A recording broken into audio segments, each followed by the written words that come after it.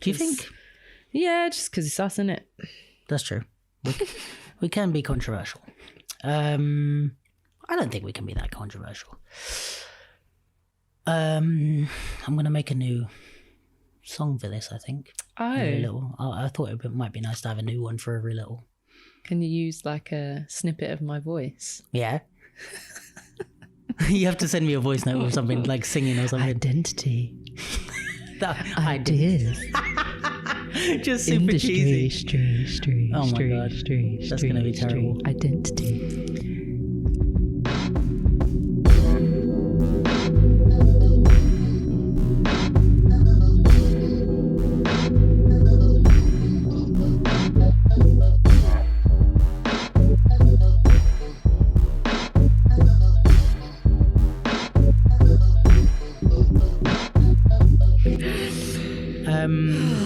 Well, hello everyone. We are, I believe, episode 32 of the Duke London Podcast, and I have my first ever return guest. Wow, what a landmark. Tali was episode 3, I want to say, of the pod. Early. I think you were episode 3. I'm going to check as we talk, but I'm pretty sure Tali was episode 3 of the podcast when I had just started and I was not fumbling his way through. Yeah, and not much has changed, I'm realizing. I was going to say like just doing it from my room and self-producing, but everything's the same. Look at us. No, episode 4, I lied. Episode 4. So that was very much at the beginning. The reason we are back is because we're doing a little collaboration. This is not your average guest on a podcast here. We're going to do a collaboration with Tali's, would you call it your company? No. You wouldn't call it your company? My intensive? Yeah, but it's the branding is not... Oh, as a company. I thought you meant a company of people. As in like... I'm trash. Yeah, is your... So enough with the sassiness, all right? Because we're not starting like that. No, you'd be right. My company. Yeah, it kind of is like your like legally and financially is your company. Mm-hmm. But yeah, it's based around her intensive, which is called Hit It. Identity. Ideas. Tell them. Industry. I have to be honest, I always get it the wrong way around. I'm always like, ideas. Everyone does. And I thought just the other night, am I changing it? To which way around? The ideas, identity? Not to something else entirely. Oh, wait, what? Like changing the name entirely. Like not the order. Just because people say I also, yeah, which I'm here for, but that doesn't really roll off the tongue. Then I was like, IQ. It's an intelligence-led thing. I cubed, but then it also, I don't know, but yeah, that. But I like it. I love it, and I don't think it can be summed up any better than how it is. Yeah, but it's similarly to like a name that's difficult to pronounce. I can see people like apologizing as they go to say it because they know they've almost certainly got it in the wrong order. Yeah, true. Well, I mean, probably the same, this is such a random comparison, but the same struggle like Arnold Schwarzenegger went through when he first became an actor. It's like, it's a weird name, but when you get famous enough, people will learn to say it. Yeah. You know what I mean? So I think even though it's like maybe if we were having this conversation before you had even done it, I might be like, oh, maybe there's a catchier way. But it's like... It's too late now. Yeah, if you've already put it out and by the time it gets like such a big thing and for the people who care about it, they'll learn to say it. And it was called Me, Myself and I. So we've definitely made improvements. Oh, yeah. This one's better. Only thing worse would be Me, Myself and Ideas, Identity and Industry. Which is the wrong way around. Which I did on purpose. No, I didn't. What identity, ideas. I think it's because ideas is shortest. Ideas, identity. Yeah, so bookend. Industry. Identity, the short one. I'm going to think bookend. Anyway, this is entirely too much off the subject. Got fun. So, yeah. So basically we're going to do a podcast series based around the intensive that Tali's been running for 4 years. Yes. For 4 years. Made up for saying the name wrong by knowing how long it's been. Absolutely. I think I was there on I want to say second one or third one. One of the original ones. It was the first Because I ran it for an hour and a half per strand, early 2017. And then I think you were there that summer when it was a day per strand. What was the first one? In Redbridge? Yeah. Yeah. So that was the first time you did a day per strand, right? Cool. And yeah, so basically just to finish this clunky introduction, we are going to do a podcast series. So there's going to be, this is the, let's say, intro podcast because it begins with I. Branding. I'm a marketing manager. So yeah, we're going to do, this is the first of 4. Then we're going to do identity is the next one. Then ideas, and then industry. And each podcast we have selected a guest each that we would like to invite on. And we can't announce them just yet because I am scared that it won't all go to plan. So I want to make sure that it's all recorded before we announce who's coming on, just in case. You never know. They are fantastic guests. Yes, and if the people who are on are the ones I'm talking about, I'm super excited. But even if we replace them, I'm sure I'll be excited about whoever we replace them with. Yeah, so each podcast we invited a guest each that we thought would be the best person to have in the room when discussing that particular strand. So it's kind of does what it says on the tin. Identity. We will be discussing things based around identity, and same with ideas, just general ideas in creation. And industry, obviously, everything will be related to the dance industry and the dance ideas and the dance identity, because that's what the intensive is based around. Yeah, so obviously we're going to talk more about the intensive, but that is what this is. So thanks everybody for tuning in. Hope you're still here. And I hope that wasn't a clunky intro because I kept interrupting. No, that was me. I think it was our tendency to go on tangents. Yes. But that's fine. I don't think people listen to Strap podcasts. in, kids. Yeah. I don't think people listen to podcasts for snappy information. True. It's more of a background listen or... Yeah. Hello. Hi. You're right, Tals. I'm good. How's it going, How mate? are you? We are in Casa de Tali. Yes. Do you want to talk about this intensive which has sparked this podcast series? Sure. So I've realized as I get further away in time from influence, I tend to speak on them less. So this is really useful because it forces me to acknowledge the true influence for this intensive. And I would say that I have narrowed that down to my participation in Back to the Lab in 2016. I was a dancer in Carrie-Anne Henry's piece. And as I won't even say a hip hop dancer, but just as a choreo head. I never say that any other way. It's like not a choreo dancer, like a choreo head. I just hadn't been introduced to a lot of the methods and exercises and thought processes in that. And it was delivered in a way that was challenging, but not scary. Okay. And I felt inclined to bring similar into the choreo scene, specifically at the time. So I would start introducing exercises here and there in my choreography classes. And like specifically things that you learned on Breckenridge, or like just stuff that was inspired by the Back to the Lab? Some, if my memory serves me well, I think some were pretty on the nose. With full credit given to Jonathan Burrows, who was one of the mentors, and I'd say the man behind the most influential exercises for me. But then there were some that were so like thrown in the deep end, I thought needed a bit more deconstruction or tailoring to be challenging but not scary for the dancers that I knew.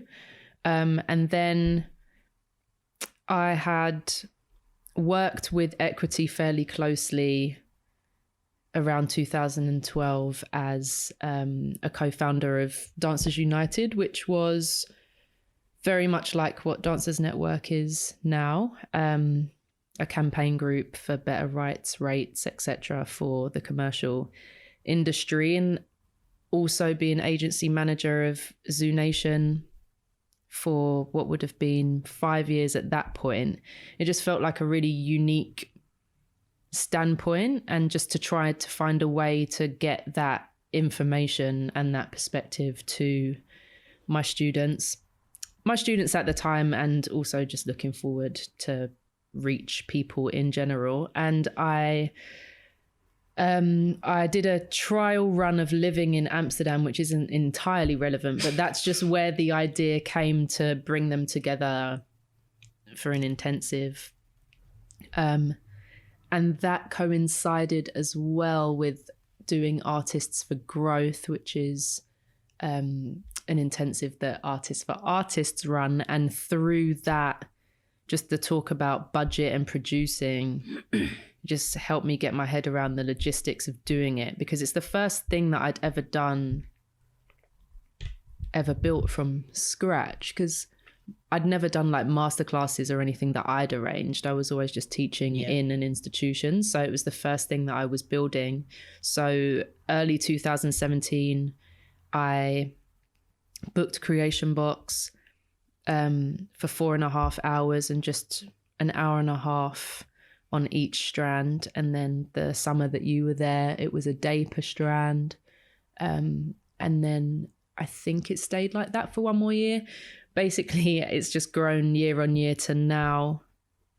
I'd say that pre-COVID, the space has grown and the offering has grown. It's now 5 days long, 30 people. And 2 days on identity, 2 days on ideas, a day on industry. The industry strand's the one that's changed the most, because I realized reading out contract terms and rates and stuff, that's not necessarily that relevant to the people that are coming. So now that is just half-hour coffee dates / Zoom dates with everyone after the fact, like, what do you want to do?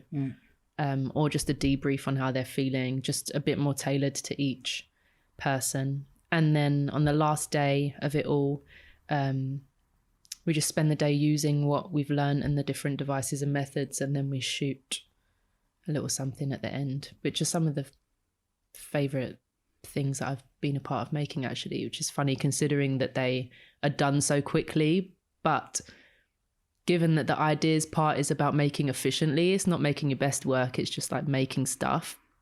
It bodes well that the visuals come out so well, I think. Yeah, it shows that the things that you're doing work, I guess, in simple terms. But yeah, that was lengthy, sorry. No. So yeah, and I've, like you said, I've been a part of the second-ish one, and then I did it once more or twice more, and then I filmed on it, and so I've been around for a lot of them. I think, let's definitely go into like what each one is more.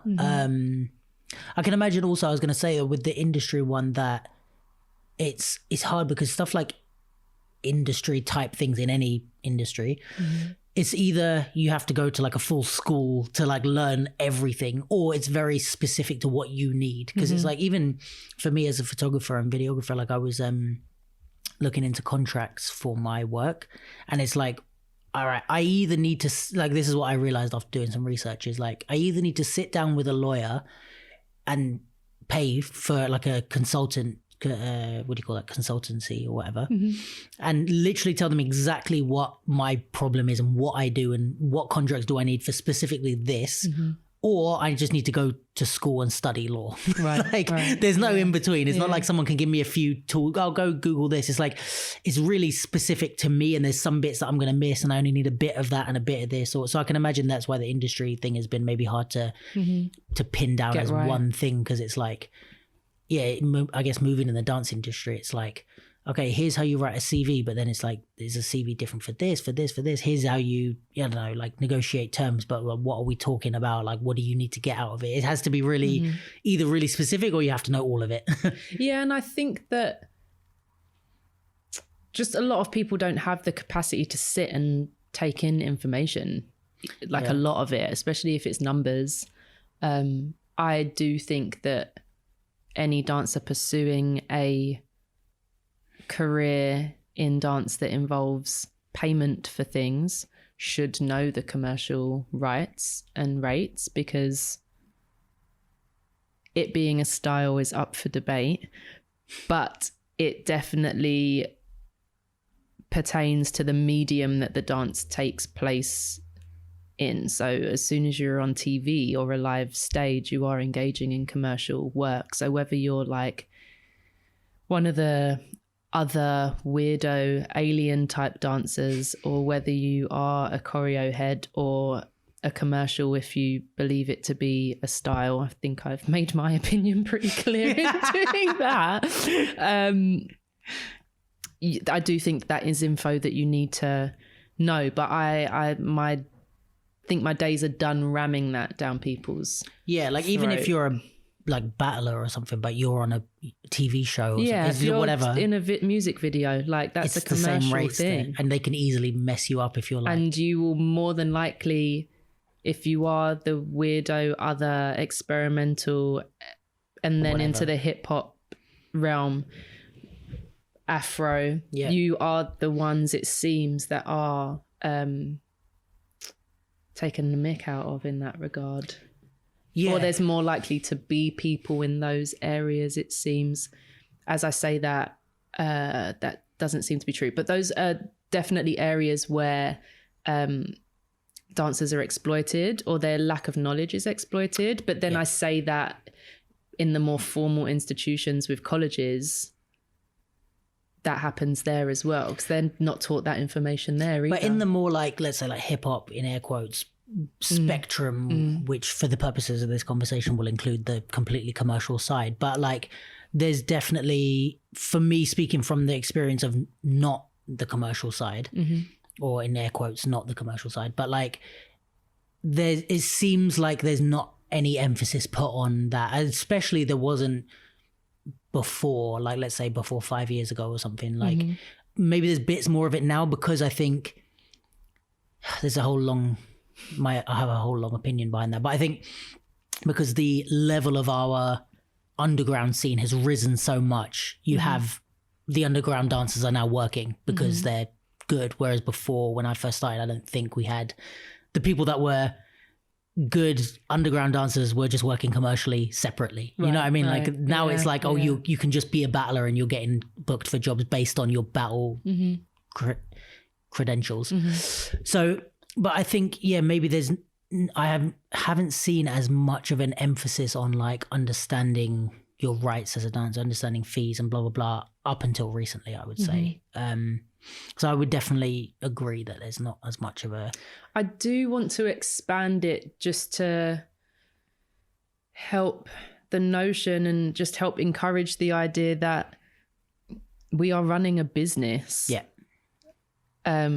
Like I misunderstood you when you referred to it as a company, but it is, and I consider myself to be a business, and I look at teaching, my agency work, choreographing, like the different things, I see them, I try to think in business terms, like those are income streams, and you know, me having a few means I've diversified. Like I try to think of it that way, which helps because I read business, not literature, but you know, to read things about finances and to be able to understand my career in those terms, I think is really useful. And that's definitely, like, I love maths and stuff and money, so that makes sense for me. But I think as self-employed artists with ourselves as our brands, I think it's important to, on some level, do that.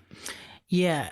And I wonder if you feel this way too, but I have always seen like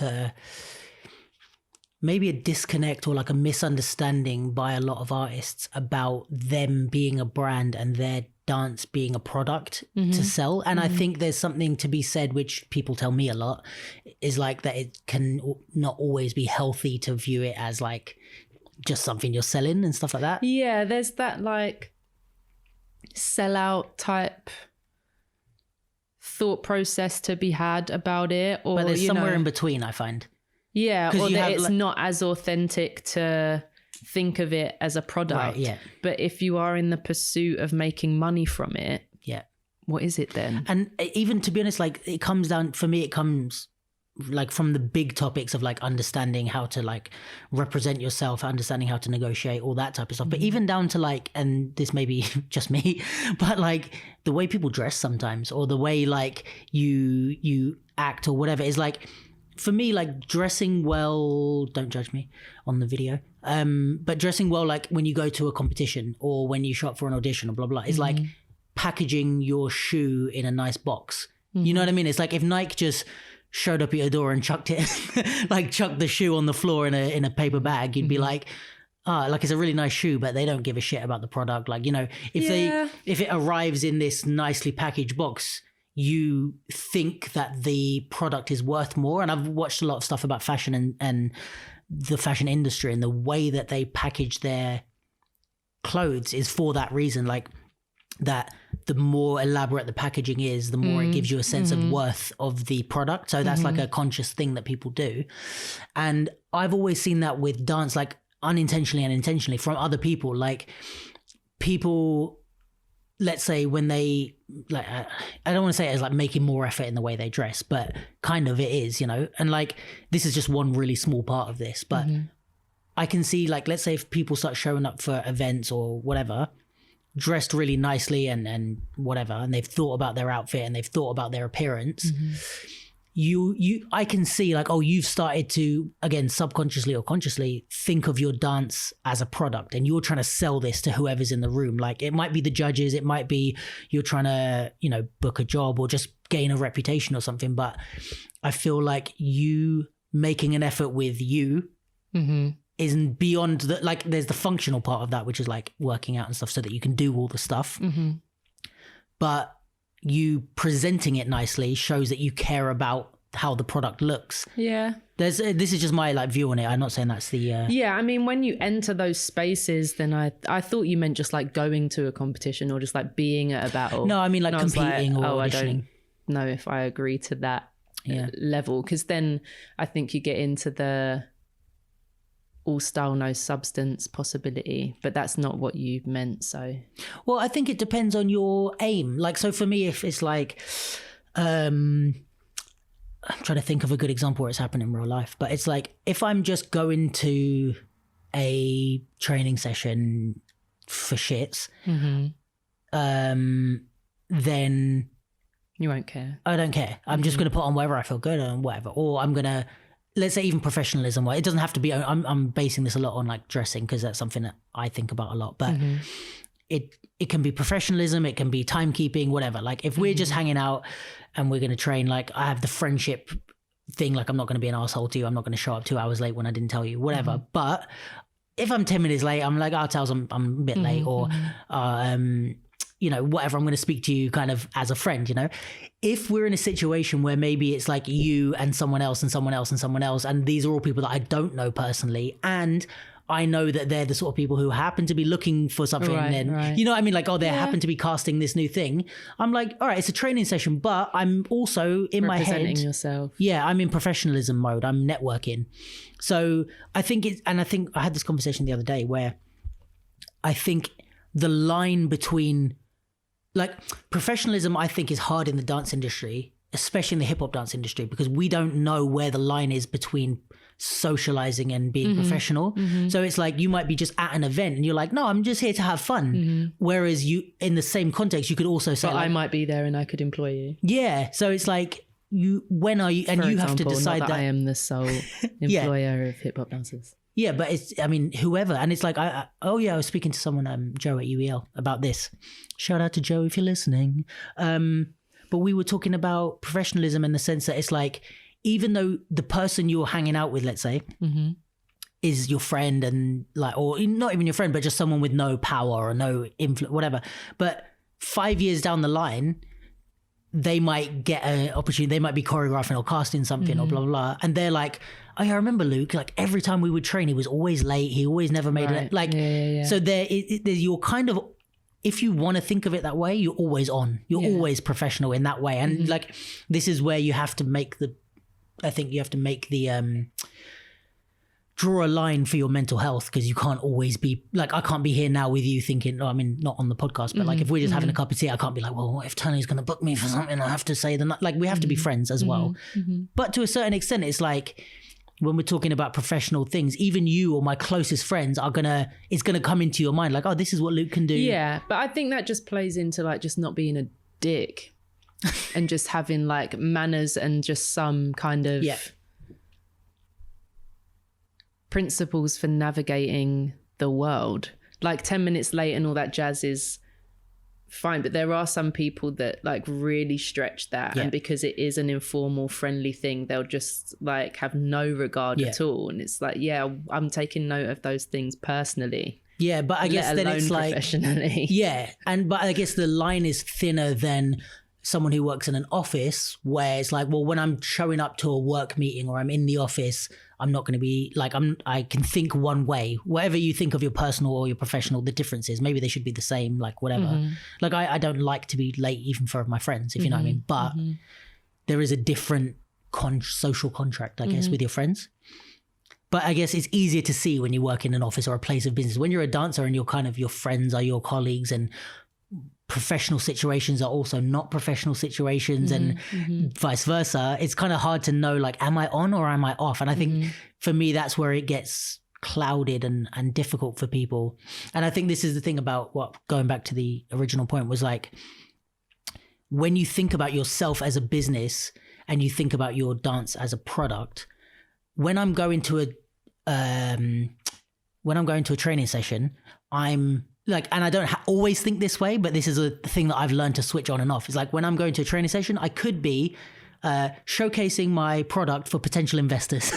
When I'm going to a dance event, I could be giving a free demonstration of my product to potential employers. You know, it's like, if you think of it that way, if, you know, you would never show up, like, you would show up on time, you would do your best, you would try hard, because it's like, it's not about me and like, oh, I'm feeling a bit tired. It's like, it doesn't matter, I'm feeling a bit shit, or I had an argument this morning, or blah, blah, blah. It's like, I have to put this product on display. And for me, that helps the removal of like self and product, because it helps in an artistic way of like, it doesn't matter how I feel. I know that I've trained to be able to produce this regardless of my feelings being attached to it. But the pushback I get from a lot of people is that like the separation loses the soul of what dance is, which is the connection to you as a person.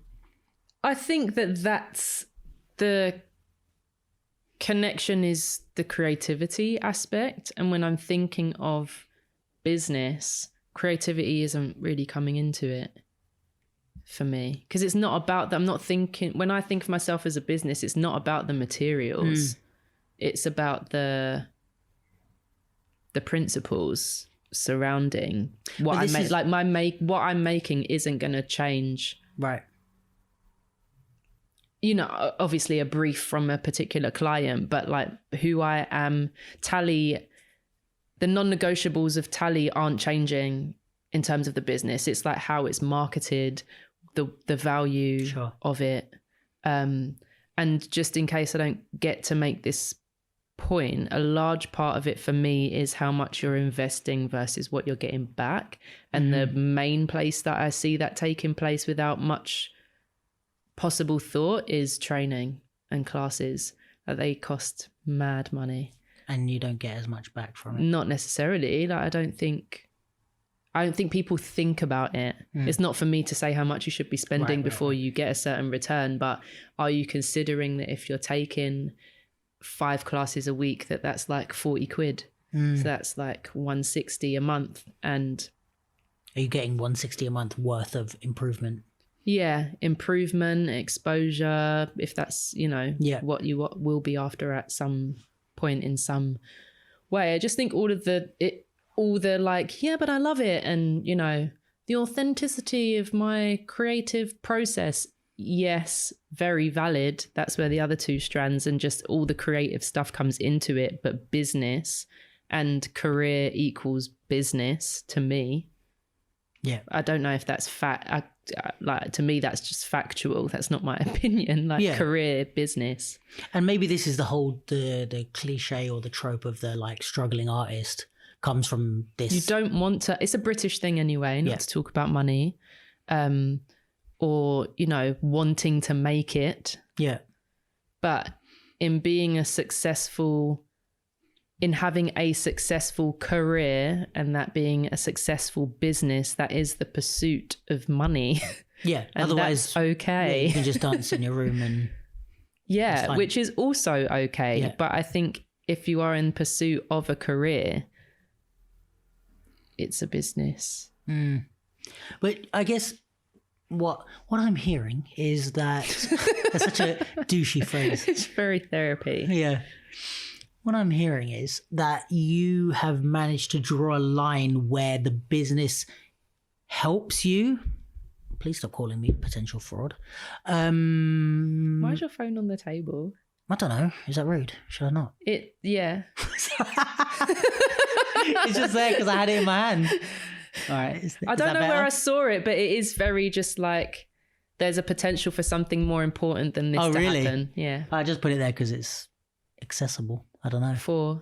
I don't know. Something more important than this. Yeah, but I have a thing with my phone where it's like, even with Jen, like she'll put her phone on silent when she goes to bed and I can't. Because it's like, for me, it's like mine on silent all day. But I get scared about emergencies. I only think, like, say even now, like what I'm thinking is like, if I put this on silent, I just have a little flash of like, I pick it up an hour later and my mum's called me 20 times because she's in hospital. Or so. Like, I'm like, if somebody needs me, like they can't get a hold of me, it freaks me out a bit. Fair. But I think maybe that's my mum, like, when I was a kid, she was always like I never had a curfew, for example, but it was always like, if you don't pick up the phone, like you're coming home. Like I need to know where you are, who you're with and pick up the phone. Yeah, then you can stay out as long as you want. But she like drilled that into me as a kid. Anyway. Sorry. So, called you out there. No, sorry. Yeah, what I'm hearing in what you said was that like you have found a way to like, it influences you and you can see yourself as a business when it comes to this. But then when it comes to this side of things, which is like creative, and when you're choreographing, you can turn it off and you can say like, I'm not thinking as a business. Because otherwise I think, and what I think happens is that people make artistic decisions based on the business side. Which I do think is okay. Yeah. But it is a choice to be made. I have not made that choice. And I think also sometimes people aren't aware that they're making that choice. They're just doing it and they're like, why do I hate my own practice now? Yeah, it's like you're doing it and that happens, or you're not doing it, but your sole focus, if they're on scales, is that you want it to be a successful business. And it's like, well, okay, you can fine tune your offering to make that happen. It's just like, which is more important? Like, what's the goal here? And for me, yes, I want to make money. But I like that the creative part isn't up for debate. So I don't feel limitations there, which is nice, so it's a privilege for me to not feel, that I need to really inspect it to make more things happen there. I'm sure if I did, I could fine tune. Similarly with social media, like I'm aware, I can see what is responded to with higher numbers, like TikTok shit. But, well, no, even from what I offer, I'm happy to share everything that I am sharing, but it's still not, that worked, let me do more of that. I don't want to do that. But is that coming from a place of, for want of a better word, like luxury, that what you do is sufficient? But I think that what I do is sufficient because it's all I've ever done. Like the people that are into me, which isn't a huge amount of people, but they're sold on what I do because there's a consistency in like the essence of it. But do you think it's, I'm just playing devil's advocate a bit, but like, do you think it's only the consistency in who you are, or if it's also that like there's something about the way you move that's appealing?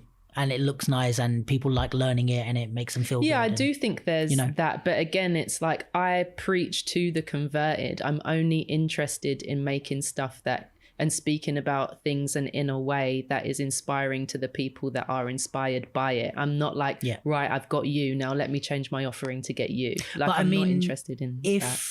And I'm more thinking about people that don't have that reaction to their dance. They don't have any like people that like fuck with them, for want of a better phrase.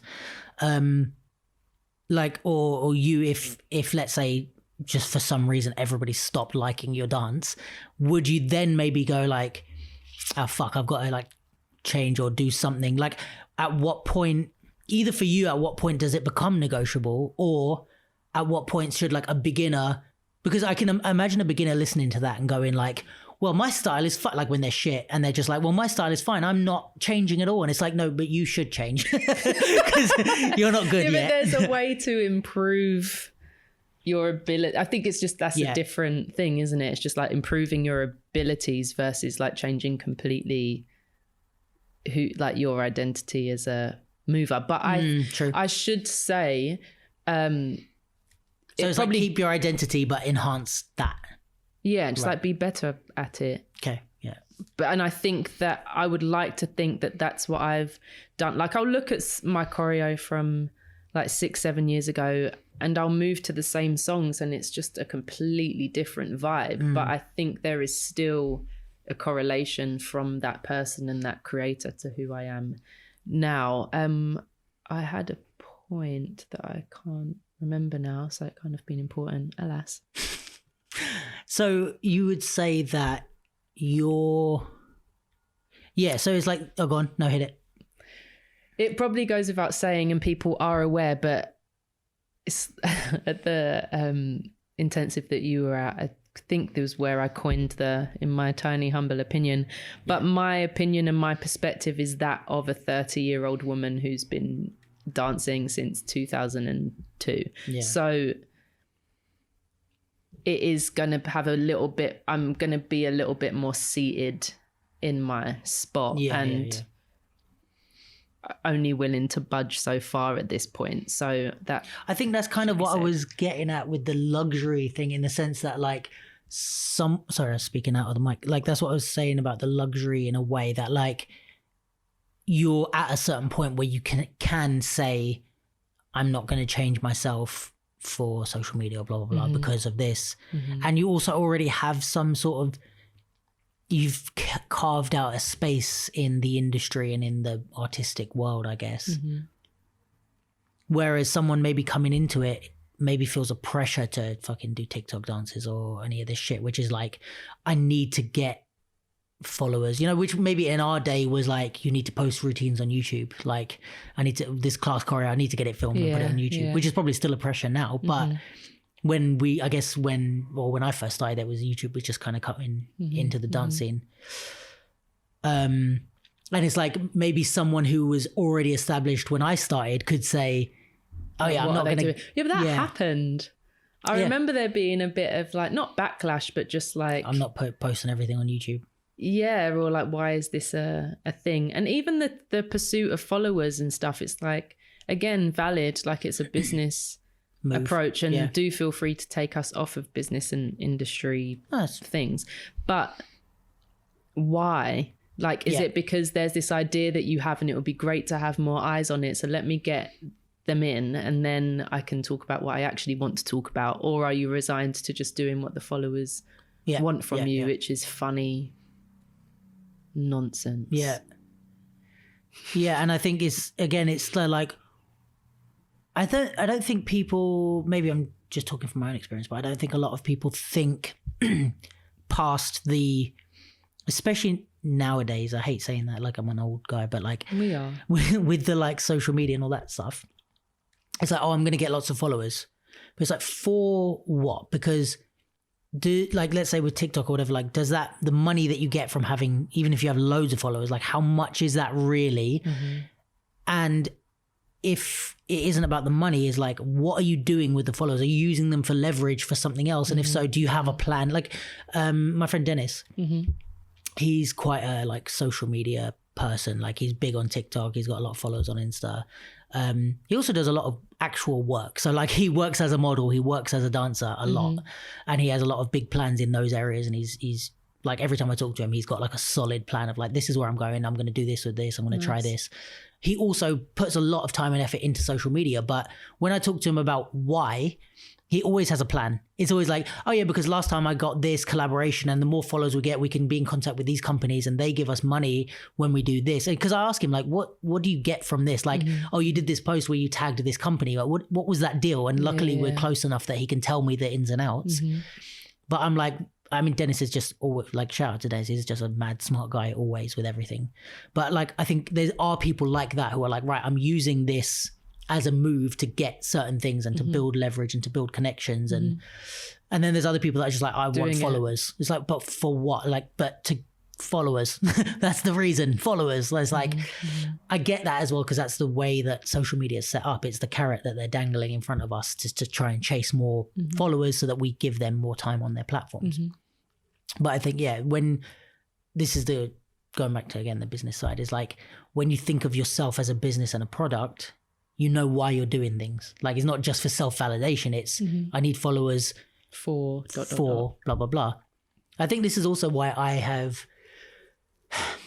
I struggled a bit with social media in the lockdown, just because of the opinions that were flying and the conspiracy theories and such, which we spoke about. But I think I've never struggled with social media. Also, I was born later. Like, I remember when Facebook started. But I've never struggled with my self-worth being conflated with my social media, because I've always thought, oh, this is my dance account. Like, this is for me to promote my dance. It's never like, yes, I'll post personal things on there, but that's in the same way that Nike would post personal stories about oh, this shoe came inspired by this. Like, for me, I'm like, yeah, I'm posting this personal thing so that you have more of a feel of who I am if you want to work with me, not because I need you to know. Like, there's a lot of personal stuff that happens that I would call my friends about. I'm not going to fucking post that on social media, because I'm like, why? And I see other people doing it. I'm like, what are you doing?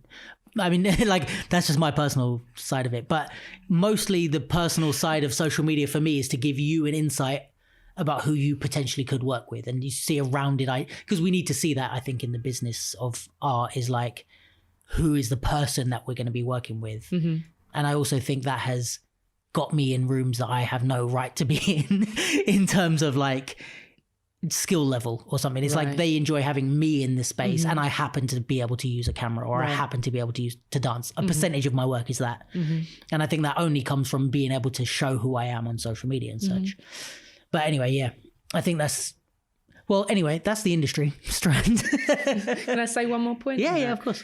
Because I don't think I say I share bits of who I am and what I find funny and my stances on stuff, just to give more insight into me as a person. And I don't think it is from a work angle, but I do think that my dance is so tied up in, like, I was talking to someone about this the other day, like, we were watching around and he said, like, you're in it. And I was like, yeah, you say that and it looks that way, but I am actually thinking just about like where my body is in the space. It just gives off this very like intense emotional thing. And I think that is part of Tali, the brand. And so I think it so happens to lend itself to, if I speak on a certain thing or to have an insight into me, doesn't feel odd or like jarring. But I would say that I've always done that. And I did read an article that mentioned, just more in the context of race politics, gender politics and such, just piping up suddenly and having an opinion out of the blue as a brand just seems very odd. And like, where has this come from? You say nothing about anything on a normal day. And I think that plays into where it was a bit for us last summer. It's just like, opinions and stuff, why now? Like, you're allowed to find your voice, I get it, but it was just like, you've never been opinionated on social media now. It was just a raw. Yeah, and I don't have a problem with seeing something that makes me think a certain thing and sharing it, because I've always done that way. I would say I'm actually better at it now than I used to be, because I used to just be like shade, shade, shade, and shade. But it's articulate, so that's okay. Yeah. But I think like maybe even if that hasn't been your intention, you have to have been conscious that anything that you post on social media represents you as a professional, right? Yeah, I guess I stand by what I've said, so I'm happy for it to be public and taken into account if someone was considering me professionally. Because Yeah. I look back at things that I've said from 5 years ago and I'm like, right on. Yeah. But but I think it's like, I guess there's two. It's like you're the more maybe like passive version of that, where you're like, I'm just going to be who I am and I accept that you're going to take that into account. Whereas me, I'm going to be more like, I think I'm like middle of the spectrum, where I'm like, some things I'm going to post with a bit of intention, you know, like, and that doesn't always have to be negative or political, or no, like it doesn't have to be underhanded in a way of like, oh, I'm posting a picture of me and my girlfriend so that you think I'm a lovely guy and want to book me. Like, it's not like that shit, but it's more like, for example, I post a lot of very transparent things of like process and and like it's so weird how this happens, but some of my highest like things that look good have come at really shitty times. Like I did a shoot with Adidas, which looked sick on social media. It looked like I was collaborating with Adidas. Yes, I remember. Right. And I wasn't. Like it was still sick for me because I was asked to collaborate on behalf of Adidas by a different company. I wasn't paid for it. And the shoot happened the day after I didn't sleep for the entire night because I had the worst anxiety attack of my life, not related to that shoot. Right. So I posted all that and I told the whole story when I posted the thing. And for me, it's like I posted that intentionally. It wasn't just I'm posting my opinions and blah, blah, blah. Like I'm posting that with half the intention of, I want you to know that I'm a transparent person and I'm not perfect. And I want that to come across business, because that's going to reflect into business. Like if I'm honest about all that, I'm not going to lie to you as a colleague or whatever. I'm not going to pretend I did work that I didn't do. Like, you know, Luke's a transparent guy, even at the lowest times. And for me, that's that particular type of post that I do where I just tell my real honest feelings in that moment is like for me to balance out social media where everyone or a lot of people are like lying about the opposite. Stunting. Oh, I did this collaboration with Adidas. I'm like, I didn't do this collaboration with Adidas. I didn't enjoy it, whatever. Or like, here's an outfit that I paid full price for. Like, I'm not going to say thank you, Nike. Yeah. So for me, that's like a conscious decision, if that makes sense. And then I think there's the other end, which is like, people are this is the, like, if you're this end of the spectrum, I'm the middle. The other end of the spectrum is like people posting things to make you feel something about them that they're not, you know what I mean? Like, oh, me and my girlfriend are on holiday. I just love her so much. And they fucking fight every day. Yeah. It's like you're posting to make people go, oh, couple goals. Just buy into like a narrative. Yeah. Yeah. So I think there's like ends of the spectrum of that. But yeah, I guess like, I don't know if that counts as the industry talk, but like to bring it back to the intensive. So the industry segment is based on you wanting to inject a bit more knowledge into our community about these things. Yes, that's where it started. And now with the kind of individual sessions, it's just to take a bit of time to make sure everyone's okay. Yeah. It's not like, I don't want to assume how it's gone for people, because there's a general tone and kind of colour that goes over the week, but it is still a very, the only application process is, did you pay me the deposit before the spots went? So there are so many different ages, levels, styles, approaches in the room that as much as the colour kind of unifies over the week, it's still like, that was really rough for me and really out of my comfort zone, or, so it's a check-in in that area. And then just what's next, because coming is an investment of time and money. And I would hope that there's a reason for coming. And now that week's happened and, you know, you need some time to digest it, but just what are the plans and can I help with the plans? And then going on from there, I've started doing one-on-ones more often as a result of how those conversations went and how they seem to be beneficial. And funding application pending, I'll be doing a coaching course and getting more into that. Because it's important to me that I can help people help themselves. Like the days are done. And that's part of why the rights and rates thing went out of the window for me, is because the questions you're asking me, I don't keep all this knowledge in my brain at this point.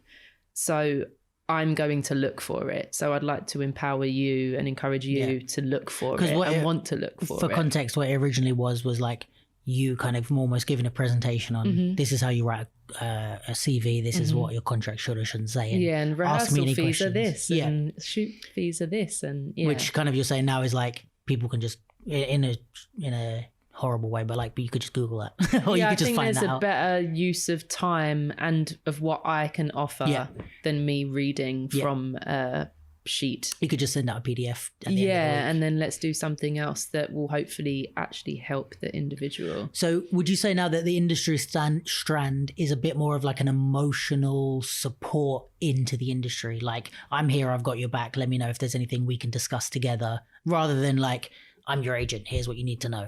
Yeah, it's like, talk to me, what you're trying to do, and then I'll be that friend that's like, well, why that?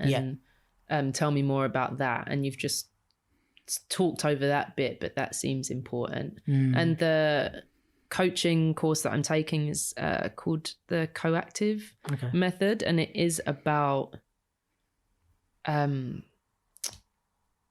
the art of conversation, and not me asking loaded questions or not me going with where I think you're supposed to go or should be, but from what you're telling me, what can I say that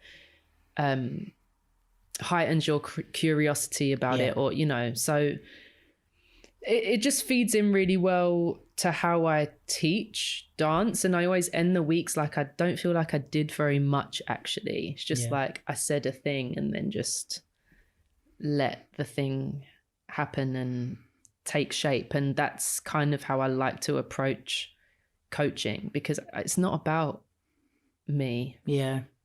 And my least favorite teachers make it about them. And I think like there's this quote that I always seem to come back to in my life, but my friend Valmira from Switzerland told me this just offhand, and I'm like, it's so weird that somebody just says something as an offhand comment and then it just sticks in your head. But she was like, when people give you advice, she was talking about dance, they give you advice on how they would want to see you improve, not how you want to improve. So she was like, just always keep that in mind. That it's like, if someone, oh, you need to do this more in your dance. Like, you want to see more of that in my dance, not that's what you've asked me. Like, because if someone comes to you and says like, what do you want to improve on? And then tells you, oh, well, this is how we can do that. As opposed to like, and it happens a lot in the battle scene, you know, oh, you need more of this. Like, do I, or do you want more of this in my dance? I've got two examples of that. One in a coaching session where, it feels so strange to be like my client, but my client, she was talking about a piece that she was making, and just there was just concern about how it would be received, and just the buzzwords that she attached to the audience's possible take on it told me that, so you watch dance expecting those things then. And maybe she wasn't conscious of that. Yeah. And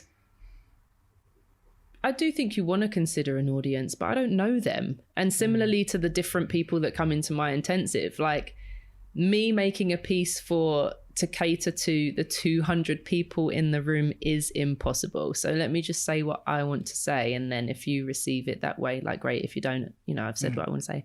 And then the second was, what was it, Tali? Oh, what was this conversation? I'll play some hold music. I can't remember. I can't even remember what the top. Oh, the people give you advice because they want to.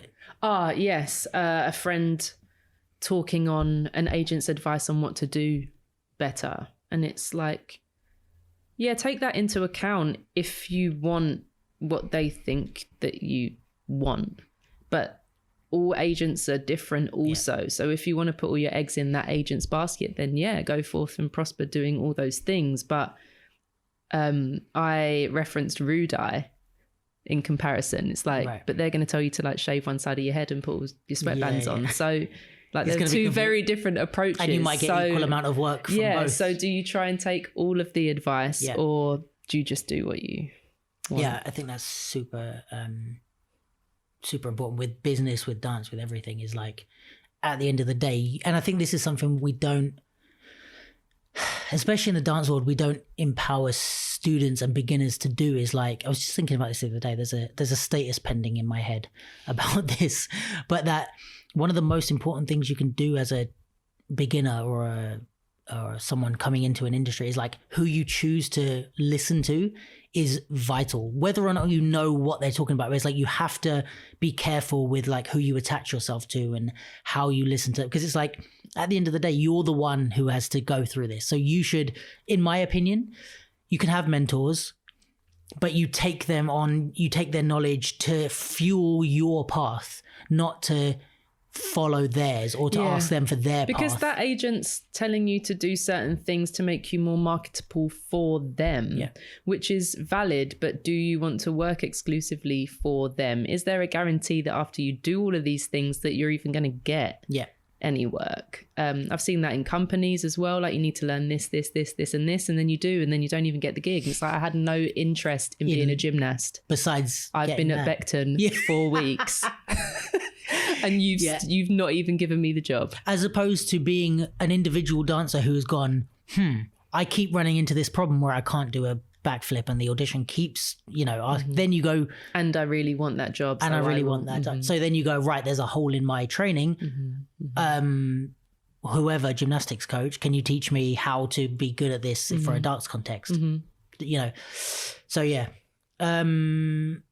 But let's talk more about the strands, because we've done industry. We've done industry. Shall we work backwards into ideas to help the people remember the order? Yeah. So, cool. So ideas is, I guess, the exploration of creating ideas as opposed to having ideas, would you say? Yeah, it was a way to keep the eyes in flow, but it's just about generating material efficiently. That's what it's boiled down to over time. And it not, especially like in the choreo scene, the material is so important, and it's so like our vocabulary is a bit nuts in the choreo scene, because you see people have a stronger sense of identity and, they repeat certain things in the different combos they make. And that used to be seen as a bad thing, I think, just like laziness, like why you did that in the last, that kind of thing. And when you put that with music, that's then, a bond that must never be broken. Like that sequence of events goes very clearly with that sound sequence, and that's that. Stick a bow on it, you're done. And I just wanted to, following my experience at Back to the Lab and just in more contemporary spaces, just wanted to break that tie. And like, we have material and the ability to get steps out so quickly and easily. It's what we do with that is interesting. So let's just get the material done and then let's play. Not this just like, let's agonize over like how to best hit the bass and she's breathing there, let's make sure we get in a all that stuff, which I came from that, and that is what my choreography was, and that is how I created. But I just think that places me in a good spot to not advise against it, but just offer up an alternative. And you can watch a contemporary show and they're doing the same 2 8s for like 10 minutes and they might not even change how they're doing it. So I just think there's like an impatience. There's a lot of stuff that I guess an impatience, but there's a lot of, I guess, like choreographic techniques that are used a lot or not used. Like repetition is very not. I mean, definitely from when I first started, like that era, like there wasn't a lot of repetition in these combos. It was just move until the end. Now I see a bit more of that. I don't know if you'd agree, but like it's a bit more conceptual and. But even in like the class routines, I see a bit more where they'll just repeat a move like 3 or 4 times. Right. I think also there's a bit more of a fusion with actual like hip hop foundation steps that and freestyle as well. There used to be a big gap, and now I think there's less. You have a lot of choreographers who are really good at hip hop, and hip hop dancers are really good. So they'll take that idea of the bounce and repeat stuff. But I feel like even like there's, you know, like what you say, there's a whole different kettle of fish with like a contemporary performance where it's like I think it was even in Jonathan Burrows' book, The Choreographer's Handbook, which happens to be right here. Top of the pile. Because it's so frequently used. Look at that advert. Look at us. But about boredom isn't necessarily a bad thing. Like boredom can be used as a technique. And that's like something that I don't imagine in the realm of choreography in our scene that we ever, like people are like, well, no, it can't be. Like it has to be fast paced, it has to be this. I think there's something, I mean, anyone that's followed my work for, I mean, especially in the past few years, like stillness and silence and patience is such an important part of my practice. And part of that is for that reason. Like we like whack people over the head with like our skill set. Like I can hear everything that producer put on that track. So I'm going to demonstrate that by using every sound that I can hear. Valid approach. I'm not entirely sure that's what you meant to do though. I've got a feeling you intended to express yourself and tell us something, but all I can see is how finely tuned your ears are. So and I would even argue that there's a better way, and I'm definitely speaking on one type of choreography I have in my mind, but there's a better way for that to be what you're expressing, because I think that tends to be where I come from in terms of how I like to dissect a track and show you all this, but there's a way to do that which isn't just going insane. Like you can dissect a track by what you don't hit as much as what you do hit. Yeah, you know what I mean? I think you it's can a bit more impressive, that. Not because, you know, when there was that phase of choreo where it's just like move, and then the very like sharp musicality or just like the texture play was just like off the charts. It's like, ow. But I think it's impressive when it's not consistent or just, you know, again, just like knocking you over the head with it. Just using musicality as a example. So it is just about let's make things. Also, just try not to judge and just trying to show how quickly you can make a thing that you like, that you end up liking. It's not the torture of the making or the amount of time spent making that means it's a good I think product. That often is the worry for dancers and artists in general, is like, if I just put this out without thinking about it a lot, it's going to be cheap and crap and that type of thing, where it's not necessarily the case. No, I just don't think you need to agonize over something to give it value. And I think in art, we are kind of preconditioned to think that way. And I think also what I learned from being on that strand a lot is that there's also layers to creation. It's not that like as you go, you create the full thing bit by bit. You know what I mean? It's like, okay, I've got the first count in its entirety, how it's going to be put on stage. I've got the second count in its entirety. And then in that case, you're agonizing and putting all these different, okay, well, how would I perform it? Do I need levels? And it's like, I think what I learned from the ideas thing is like, okay, we can start with a base movement. Like, let's just get it, like 5 minutes, just throw some moves together. Cool. That's the first stage. You've done the whole thing on it in its skeleton. Now let's go back to the beginning. Maybe we can add some textures. Let's go back to the beginning. Maybe we can add some of this. Maybe we can add, and it's like, there's a different way of working that. Not that I'd never experienced, but I'd never really employed in my dance. Because I know painters do that. Like, you know, you start with a layer, you add a layer. You don't start with the eye and the eye is finished. Yeah, which I would do, and just like edit and finely tune before you move on at all. And especially when it's, I think it depends what you're making for as well. And I think the more that I taught, and the more that I feel I became better at teaching, and the choreography just became a vessel for the lesson. Me taking weeks to make it, like, what on earth for? It's not going on stage. It's not being recorded. It's not a submission for anything. I'm not applying for anything. It's literally for that hour and a half for me to get across this other idea. So just make the freaking thing. Yeah. And I think maybe there's a differentiation to be highlighted between not obsessing over the material because you've got a deeper message and coming up with the choreo 5 minutes before you leave for class because you forgot. Do you know what I mean? Yeah, I don't think we did it on that year, but I'll teach a piece of material and then just choose a song and make it work to that. Yeah. And it takes on an entirely different life and meaning, even if when I've taught it, it doesn't look like it would go with anything else, or, you know, maybe not the most literal of movements, but they still seem married to that thing. Yeah. But then you watch it to something else and it makes just as much sense. Yeah. Yeah. So that strand is mostly about, let's say, like generating material and understanding the process of creation of ideas, maybe. Yeah. And what to do with ideas when you have them. Yeah. Stepping away from music a little bit. Just starting, because that seems to be the main problem for a lot of people. And there's so much that happens in the intensive that is like, the students were just waiting to be given permission to do that thing that way. Like, it's not a new idea. It's just not something that they thought was okay to do necessarily. Yeah. So it's just that, like, like, get in pairs, go move after move, come back to me when you got 4/8, you got 10 minutes. Yeah.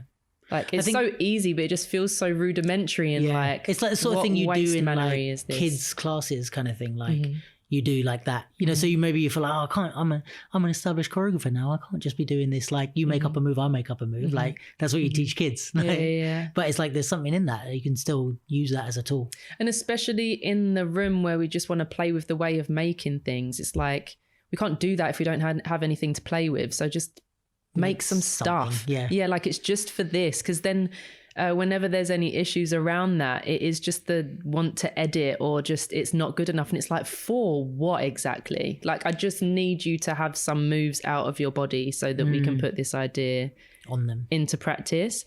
And I find that happens a lot in the intensive where there's difficulty. It's almost always because the person's layered on other rules that I haven't set. It's like, I didn't say that. Yeah. You're like, just, if you've chosen to add that on top to make it harder, fine. But you've got to accept that that's what's happened. You've done that. I just asked you to come up with 5 moves. Yeah. That's it. Yeah. You could just be like, would it be, for example, like someone, you say come up with 5 moves, and then someone's like, oh, but none of them are on the floor. Like, they're really boring. And it's like, I didn't say they had to be exciting. I didn't say there had to be levels in them. Like, it's just 5 moves. If you want to go on the floor, but then accept that, like, that it's annoying you that you haven't, and change it, or that it might take a bit more time. So ask Tali if you can have a bit more time, or just like get the task done. Yeah. So we can move get on with it. And so obviously you go into that, because we're working backwards, you go into that from identity, which is the beginning of the week. So how would you sum up identity? Just very like undermining. It is the pursuit of getting to the root of bars.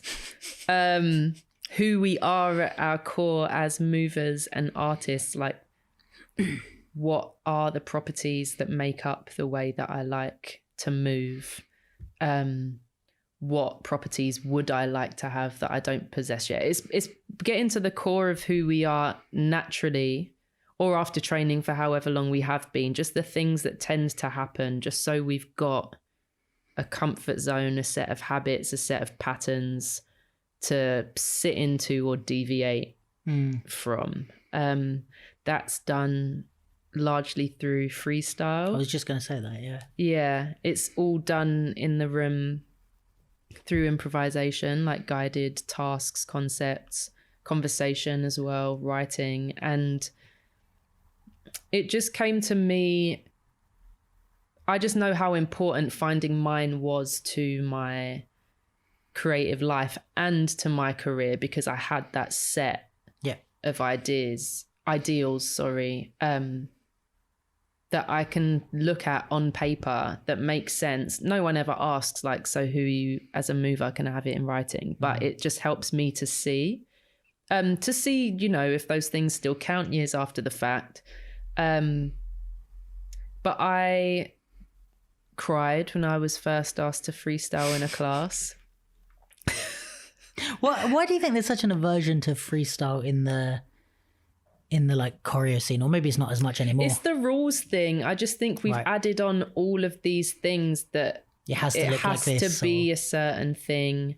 I think it's that. I just think it's the perception that it needs to be good or look like that freestyle you saw or resemble the choreography that, you know, it could be like 4 counts between that bit of choreo and that bit of choreo, and you're like, knees are knocking, you're terrified. Like, it's just so unnecessary.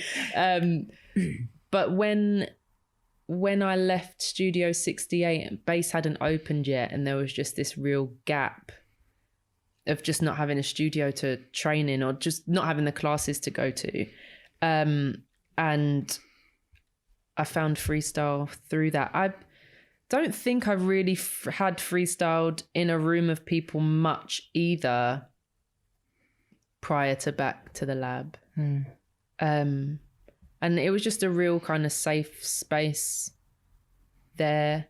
And just, it's a really advanced skill to express yourself in someone else's choreography. It's hard to express yourself for one, even harder, I'd say, to find yourself within it. So I just think that freestyle is the way forward with that, in my tiny, humble opinion. So that's what identity is. Yeah, and I guess like before you start to teach your identity to other people or create your choreography for other people to do, you need to know what it is on yourself. Like if sometimes I'll teach work and it's about, I was talking to a friend about Orion's Belt not too long ago, and they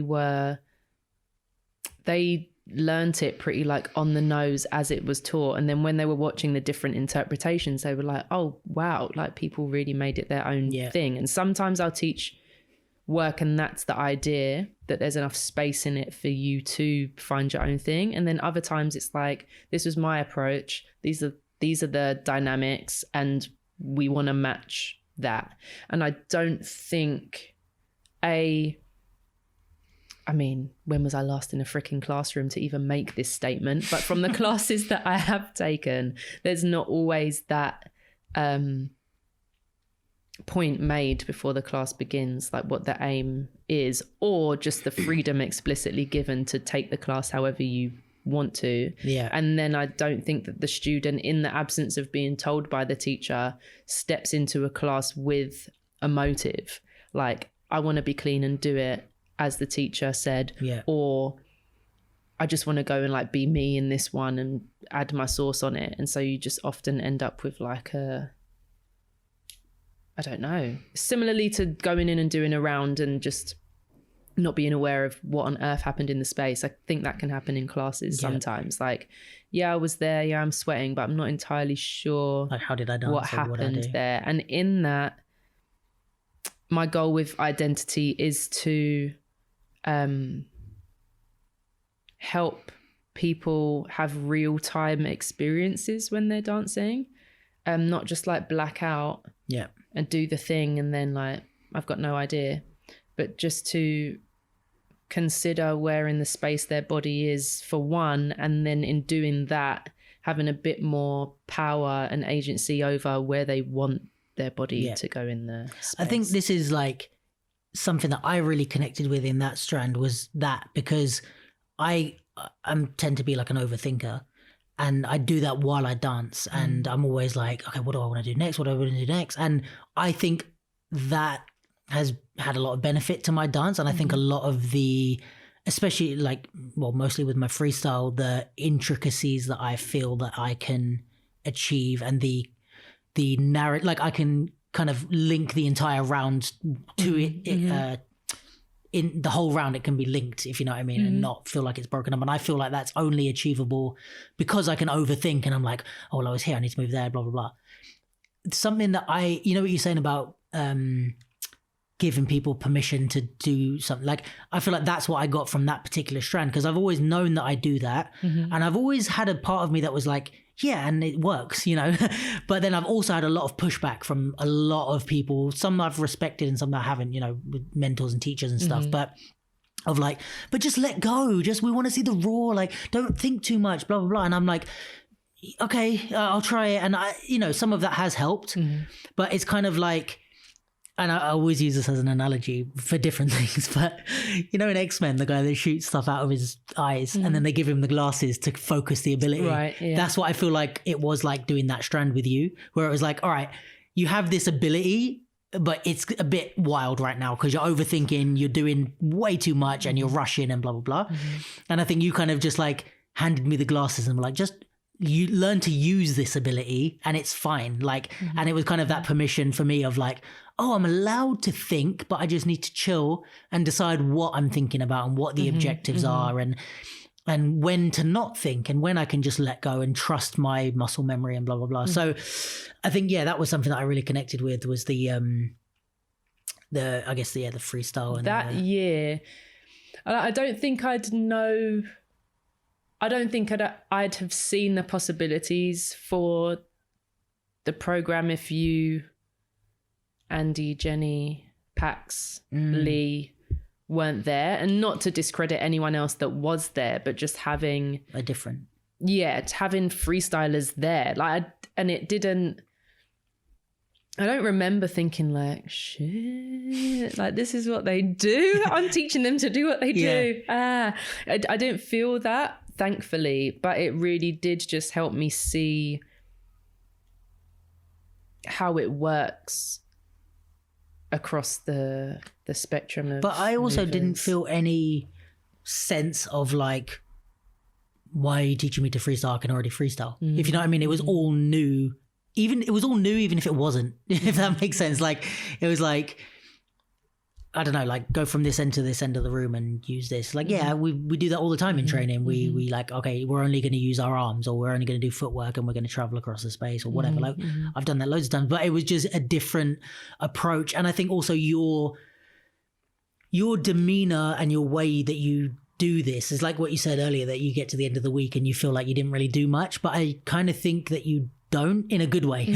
Like, you don't overdo it, because I feel like if you had gone, Luke, let me teach you how to use your hip hop to travel, I'm like, okay, like, not that I would feel like you can't give me anything on that, because you can get stuff from anyone, but I'd just be a bit like, okay, yeah, I could do this at home, I could watch a video about this, like, why am I here? Yeah, and I guess it feels better for me it's similar to in therapy when they just let you keep talking and you arrive at the thing on your own. Yes, yeah. Like, that it lands in a different way if I've got there than being told it and it resonating. And I think what you said about the glasses and just finding that on your own versus me seeing that and telling you that and advising you to do it this way. I think it coming to you is better. Yeah, and I think what the real sense I get from this whole intensive is like, sometimes I'll be in a class and someone will be teaching me something like popping or breaking or whatever it is that I've done, like let's say a style wise, and I kind of find myself returning to like, but can you do this? Or like, but how did you, like, they're like, okay, we're going to do, footwork, and you need to, in breaking, you need to make sure you do, and in my head, I'm like, but you don't do that much footwork, or whatever it is. Like, I always return to the teacher's relevance to be teaching me this thing. And I never question that from you. And I don't mean that in a way like, I don't... Good job, because you're shit. No, yeah, like, I don't think that... I'm not saying that because I don't think you had relevance. So you could have easily told me things about freestyle and I would be like, yeah, you have every right to be teaching me these things that you're teaching. especially the things that I know that you talk about when you teach. Like I've done other classes of yours where you've talked about freestyle, and I'm like, that's useful advice, and I see why she's the person to be telling me that. So if I did want to question that, it would hold up, is my point. But I think because of the way you deliver this course, I've never been like, oh, but you know, I've never even questioned like, oh, but like it's not about your dance, because you make it about us, and you're kind of like, but is that the way you want to move? And I'm like, yeah, I think so. And I go and do this, and I'm like, but is it? I don't know if it is. And then by the end, I'm like, that isn't the way I want to move, like, or whatever. So you make it about me questioning myself or working on myself, as opposed to like, this is the way to do things, and I'm the person to tell you that's the way to do things. Yeah, like, I don't think Tali method. Yeah, none of it is the Tali method. It's the Tali asking you what your method is, kind of thing. Yeah, because some of the feedback that I got was to learn some of my choreo, to see me dance more. And I think in my pursuit of offering it up for students' interpretation, I scaled back possibly too much from bringing myself into it. I'd like to think I've found a happy medium now, but yeah, I don't remember, in the demo, this is how I'd do it. It's like... But even when you did demos, and even I've been in the space later, like from filming and stuff, like when you've been dancing more, but I never take it as, and maybe it's different because I feel like maybe me and you have more of a friendship established before the dance. So even though you're my teacher, I still think of you as a friend. So maybe it's different for other people who don't know you. But I never felt that you were like, okay, guys, step back. Let me show you how you should have been doing it. It's more like, oh, I'm going to also give this a go. And this is also something that I like. It feels like you're training with us and learn and trying out these tasks with us. It's just that you happen to know more tasks than us. Not that you think that you can do better than everyone, and you're sitting there like, huh, good try, but watch this, you know? Yeah, I mean, the opposite almost, because I'm not dancing much that day. Yeah. So I'm just like leading and sitting and chilling. And suddenly it's like, oh my gosh, I'm about to do a round. No, please don't think this is going to be the definitive round of the day, because it's not. Yeah. And I think, but we also are used to that from classes. And I don't think it's always a bad thing. I'm saying it in a very mocking tone, but it is very like, okay, you go into a class and someone's like, all right, I'm going to teach you how to do head spins. I don't know, like, and it's like, okay, cool. And I fall over, and the next person falls over, and the next person falls over. And then they go, right, here's what it looks like when you can do it well. And they do it, and you're like, But I never, like, this is the thing with you, is like, you never gave off. And I think it's the way you approach and how and when you insert yourself. It's not here's what this looks like. The day builds up to this. Yeah. Or like you saying to us that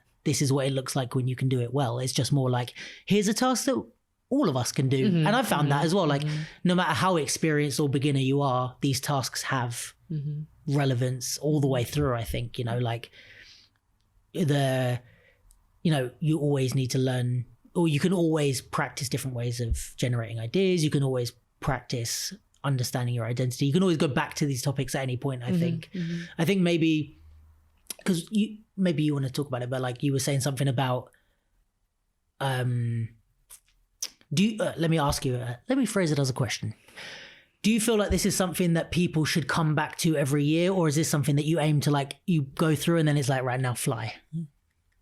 Or do you how much life is there in coming every back? Time? Yeah. There have been people that have returned and found it, whether they're coming back and not starting from scratch, but just haven't really necessarily used the stuff since, and it's just revisiting, and that seems useful, or have continued to, but just want to kind of do it in the space and environment that they did it at first. I don't mind people coming back as long as they know what they're coming back for. Like, it was just a lovely time, and I would just love to be held in that way for that week, or it's got a spare week, thought I'd come by. But the aim is that it's complete enough for you to just take it once and not need to return, which I think is dope. Like, a lot of teaching, I think especially in the dance world, is centered around retention, and like we need to make you come. And you can see that easily from these like like small town dance schools that like keep the same students until they're like 27, and it's like they're not teaching them any. Like you've been dancing like as long as the fucking like you teacher. should be good enough by now. Yeah, to go and do something else, but the teacher's like, no, come back. You got to be in our top program, or like they just try and retain them, and I think it's really because I only follow on the I Insta. I only follow people that have been through the program, and it's really. I don't think I've had anyone in at the beginning of their journey, but for me to have that kind of pit stop and to see what they've done since is so lovely. And it's never a case of ownership over or being the reason why, or I don't know, like I think that I feel that everyone that's been in the room knows what is kind of like a if you know, or it just, I'd like to think it holds a special spot in people's memories, but that's not to say that I expect it to or want it to be the most formative experience that you've ever had. As long as it's good in the moment, like that's enough for me, really. That was a tangent. No, and I think there's a lot of different ways you could take that. Like I could imagine having done that once and not needing it again in a way, because there's a lot of things I learned from the first one that I didn't necessarily learn again when I came back. But it wasn't when I came back, it wasn't about learning. Did you come back? Wasn't it? Didn't I teach Artists for Growth? Yeah, so I did that one. And then I joined it. There was one I filmed that I like joined in on. At Wayne McGregor. Yeah. Yes.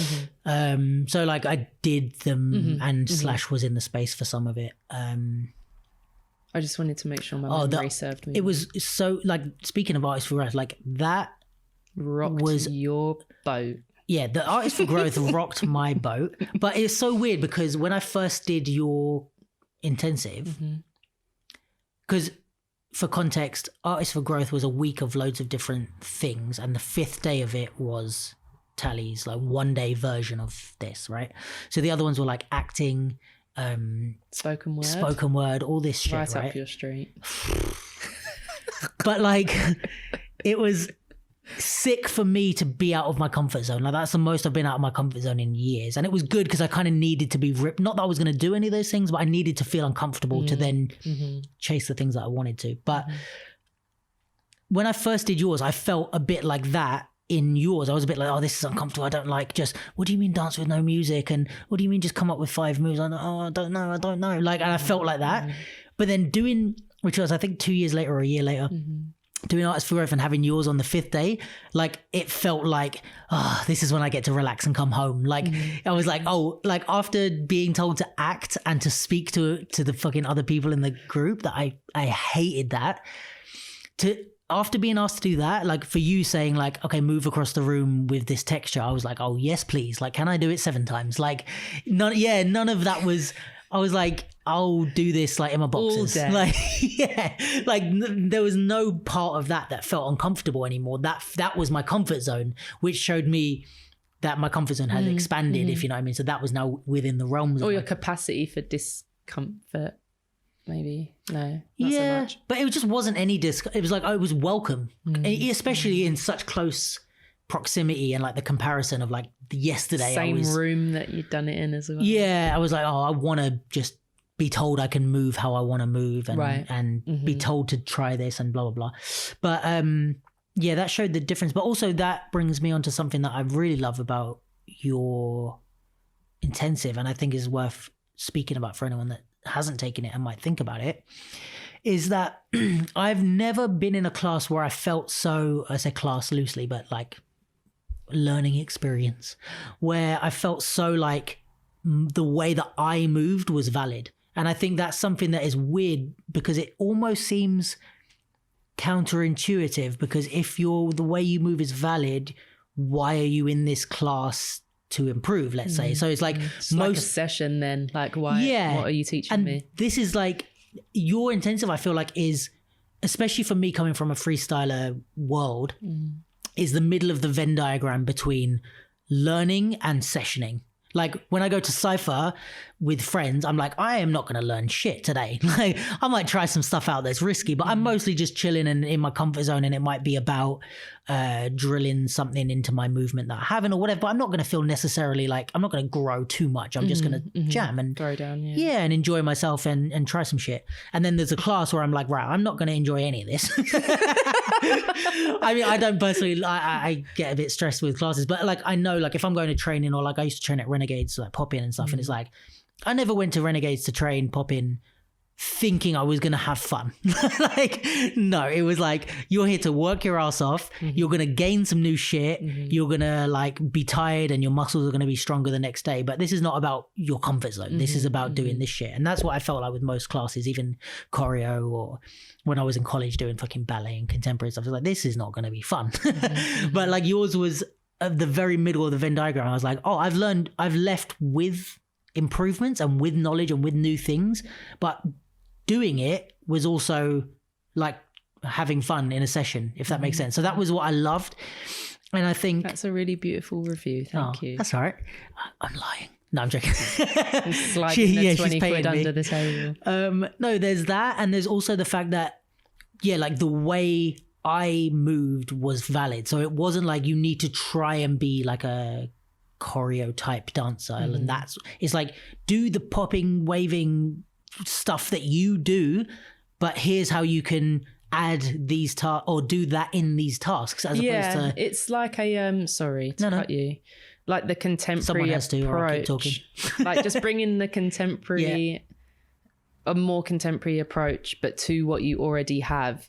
I love that. And that makes me think of some kind of hip-hop theatre initiatives, or once you're in that space, just like sometimes you feel the need to be like abstract or make it contemporary. And it's like, I've done it. And I'm a bit, again, like sitting in who I am a little more to like, okay, so if you ask me to do something in theatre, then I'm just going to come and do what you've obviously seen to ask me to do it. Yeah. I'm going to bring that into these spaces, not just dash it all and just be like, okay, so now dim the lights. Yeah. Get the chairs out. Yeah, and it's so true. Like there's so many things that we, in all places, like I found that when I think it was when I covered your class or someone else, when I did choreo, when I first, like I struggled with, I have to try and teach like choreo, like I have to be like, how would a choreo dancer choreograph? And I'm like, why can't I just choreograph like me, you know? That's just the rules thing again, isn't it? Yeah, exactly. And I think, but this is something that we often have in different spaces, I guess, especially classes where we kind of accept that the reason we're there is because we don't, not that our movement isn't valid, but that it needs improvement. So we're here like, all right, I'm not coming in trying to hold on to my movement because I know I'm going to get told to change it and do uncomfortable things. But yeah, I think it was, and even, you know, like there could be someone next to me who's a very like contemporary dancer type of mover. Like the one that we did, it's like, I'm trying to think of who was there, but there was like, let's say a girl that was like a contemporary, like full on contemporary dancer was there. And then there was like me who's done a bit of choreography and a bit of this. Then you've got like Andy, which is Monster Pop. So he's like one of the most successful poppers in the world. Like potentially like battle wise, incredible. Potentially in like history. He's like, and then he's dancing with like Keeks. Yeah. Who is like the most rooted, grounded, you know, from source dancer. Not that popping isn't that, but it's not rooted in a street style at all. Yeah. And they're doing this duet together, which they've not even heard the song yet, but like you two, go. And what's even more dope about that is like, let's using Monster as an example, because he's such a like high profile, prolific. I don't know if that was too much. I don't want to give him too much props. No, I'm joking. But like, yeah, like someone like that and someone like Keeks, but both of them were still doing their, like neither of them changed to try and do the thing that there was they were just like straight up dancing how they dance, but still doing the task. Yeah, it and that's makes what I me love. think of Like a lot of the things that I say in the intensive, I end up going like motto for life. Like I mean it related to dance, but it applies. And you saying, like, you feeling valid in the space with the style that you have is just, I think that's what contributes to the color and the vibe in the room, is just a room full of people feeling like enough versus the feeling in a room of 30 people trying to be something else. Like, that sounds horrid to me. And I think also, and I equate that immediately to a lot of choreography dance. This is what I was going to say, because I think with choreography, like correct me if I'm wrong, but if you're in a choreo class, if you're looking at other dancers in the room, the marker of whether they're doing it right or not is how different they look. Like, if they look like what the teacher's doing, let's say, they're doing it more right. And the less they look like the teacher, it tends to be that they're doing it wrong. They're off time. The reason it's just a bit like of a muddy, it can be a bit of a muddy energy, is because it hasn't been clarified. Like, if it's a room full of people trying to look like the teacher, there's still like a unity there. But if you've got that person trying to be clean as can be next to the person that's just throwing all their sauce, whether they've got a sense of what their sauce is or not, like, that is going to be it's not necessarily stressful to be in, but it doesn't always feel like the most unified. And, you know, it doesn't need to be. I, at this point in my career, or even a few years ago when I was in classes, I'm at a spot that I don't need it to be unified for me to have a positive experience. But for a younger dancer, that can be rattling, and it will probably be rattling in a way that you don't recognize the source of it. But I think the sense of validation and of just, because I want to have a collective experience, but I also want to have a one-on-one experience, and not in terms of me going around the room and checking in, but I want each person to feel almost like it's just been me and them in the room for the week. Like, I don't need you to talk to someone about it and have had the same experience. I think I would say has been my experience. Like, and that there's bits that I'll talk to, like, let's say Jen or Pax or whoever, and something that stood out to them, I was like, oh yeah, I don't remember that we did that. And then there's some bits that I'm like, oh yeah, that. And they were like, oh yeah, I guess. Like, it's just like, it's completely different things that stood out. And I think that's just a good thing, basically. Shall we move on to this bright red box on the table? Yeah. Do you want to explain why it's there and what that relevance has to? We are not sponsored by them. Yet.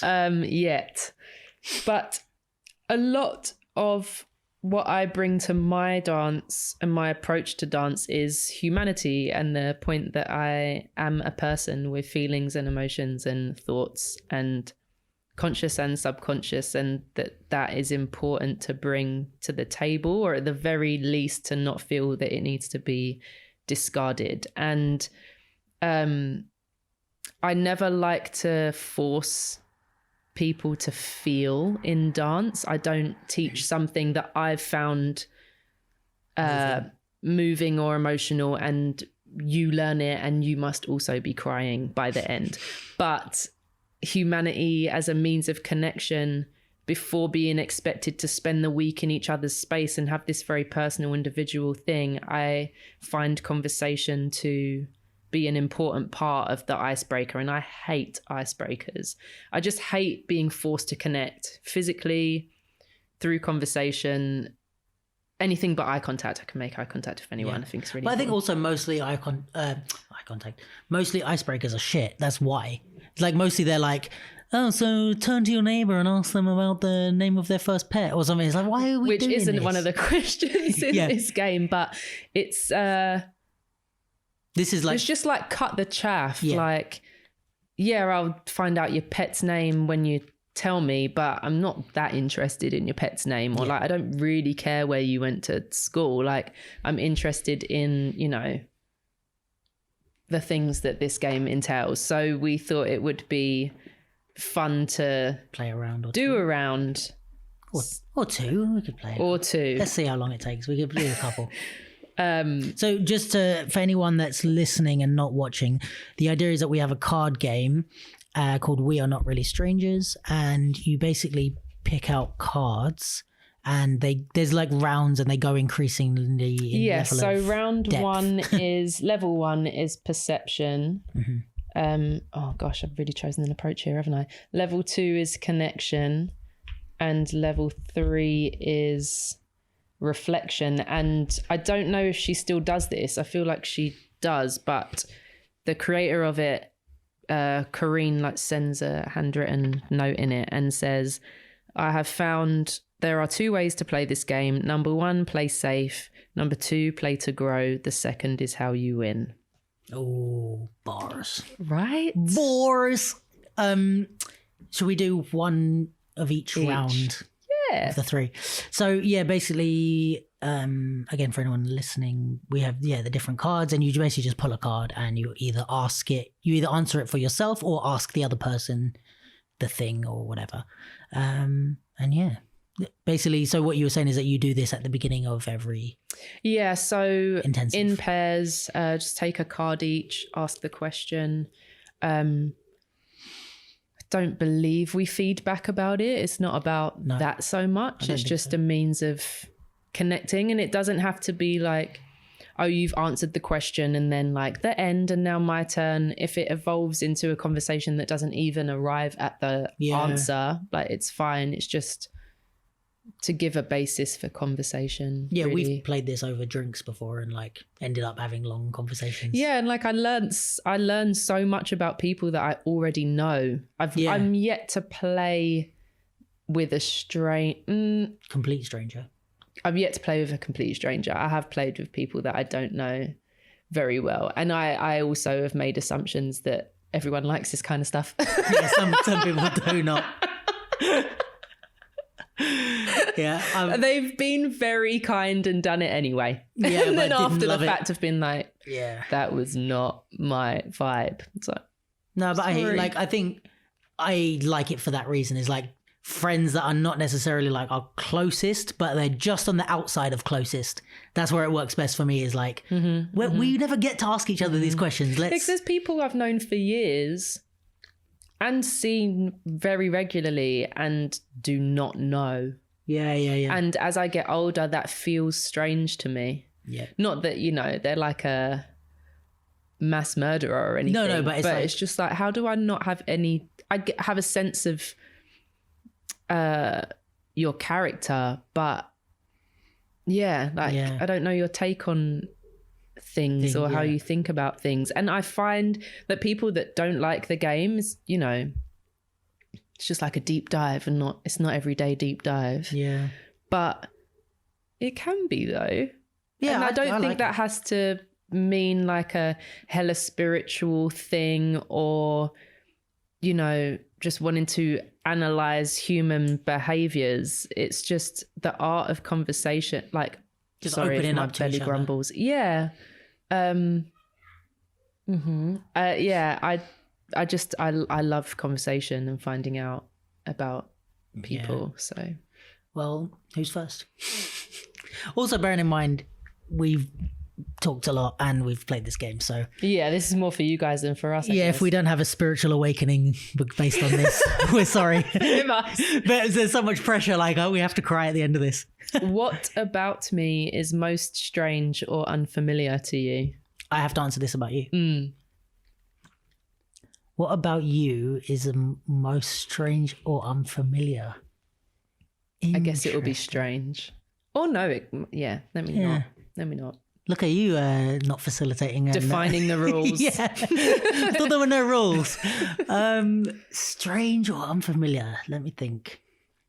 I feel like it's hard because I've gotten to know you quite well. So even the things that maybe I don't understand or connect with are not unfamiliar to me anymore, if that makes sense. So I would say, all right, in that sense, I would say the objective answer would be maybe like your like spirituality and this type of thing because it's something we're the most opposed on, if that makes sense. Is if I think I love that you talk to me about it. Yeah. I think I said that to you, didn't I? It's like, you cuss it out to me knowing full well that I align with that way of being. And I love that. I feel like what I'm coming to you to is not for you to agree with me, but I think that you find it funny when I get pissed off by stuff. So I'm more just like, I can rant about this, not necessarily thinking you're going to co-sign You're just shitting on my ideals. Yeah. It's like, I know this is like your guide and how you live, but I think it's shit. And here's why. Here's another reason why. Yeah. But I mean, you can definitely tell me to stop. But no, I just all. like, I think that like we have a friendship where we both know that we think differently on stuff. And it's like, even with choreo and stuff, there's a lot of things where I'll bitch about something or like dance or something and you'll be like, yeah, no, I don't agree. So, I mean, it kind of aids my level of spirituality when it happens, because I think we've spoken about this. I don't want to get too deep into it. And like, this might be where I get attacked. My approach to it is really grounded and rooted and not something that I speak on or something that you'd necessarily even know that I had, because it's there. Yeah. And I think any aversion to your opinion would speak to it being a very surface level. This is just the language that I've found, this is just the book that I read, and this is just, you know, what my yoga practice says that I should be like. So I think if I was offended, it would tell me that I had a bit more work to do on letting my spirituality settle, if that makes sense. Yeah, I mean, also just to say on the record, if you could feel free to tell me to stop. No, but I know you will anyway. Like that's also too far, Luke. Too far. Yeah, but I think that's also something with you that I can trust in being myself a bit, is because you'll just immediately be like, stop doing that. Like, that's really annoying. Like, I'm too tired for this. Or like, yeah, I think I've done that a couple. Not like stop, but just like, no, but you've probably sensed that it wasn't the funniest, or just like, I can't jump on this one with you. Yeah, like. Exactly. Like, you'll just kind of be like, especially with the spirituality thing, like I'll come to you and I'll be like, what the fuck is this? And you'll be like, oh, I feel like it makes sense. And I'm like, well, I'll go and laugh about it with someone else. Yeah. But which is fine. Like, I know it's like, as long as you don't have a problem with me being myself, and then I don't have a problem with you being you. You know what I mean? It's just like, let's just live happily ever after. Look at us. Look at us go. Look at us. Who would have thought? This is a bit surface level, but it's all right. You can change it if you want. No, let's just roll with it. Let's see what happens. Because this is the game as well. There's some bits that are maybe not so surface level, not so deep. What do my shoes tell you about me? What you got on? Well, right now, nothing. I have Rick and Morty socks that my sister bought me. I have my white Air Max 90s. Are they clean? They are. Come on. Well, no, it was just gonna aid my they're pretty fresh. Attention to detail, minimal, fashion conscious. The classics matter. Maybe not trend all the way trend led. That's with a bit of intel there. So yeah, that's a like sneaker wise. That's a good analysis to make.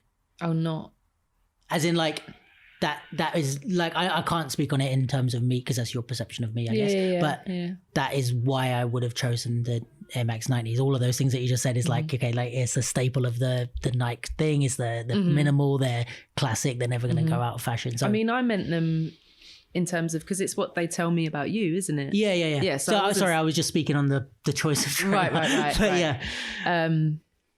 So I'm a classic that will never go out of fashion. That's what you're saying. Or just that like you have your kind of fun, you're not so much wavered by trends all the way, like fundamentals and, you know, classics and things that work. Do you, like, is that what that would tell you if you didn't know me, or is that actually what you think of me? I can only speak on, no. I know I'm answering the question. These aren't things that, I didn't think them and then check that they were correct. Yeah. I'm just saying, you would just stop adding rules. Okay, I'm just sorry. answering the question. I lost the game. That's -1 point. Yeah. Satisfied? Yeah, very satisfied. Oh yeah, because also, I don't know where they are, but they have the, there are 2 dig deeper cards, aren't there? Oh, and which we don't need, but No. they're just fun to mention if you're not satisfied with the answer. Yeah. Which in certain contexts is jokes. Because like if you want a certain answer, you can just keep speaking until you arrive at what I want you to say. That's why this is a dangerous game to play on dates. Yes. You want to hit the next one? Yeah. What's the next round? The next round is connection. Oh. Let's do it. Okay. Uh-oh. It's a wild card. I never know. I think I don't use these when I play. Is it like we have to do something? No, it's not doing something. But this is... Whenever I play it, I'm always saying it to you for you to do what it says. But whenever I play it, people are like, so are you doing it or am I doing it? It's like, well, I'm reading it to you. Yeah. I think I take these out when I play because I'm like, I don't want to do stuff. Oh, no, some of them are fun. Are they? Yeah. So you'll like this one.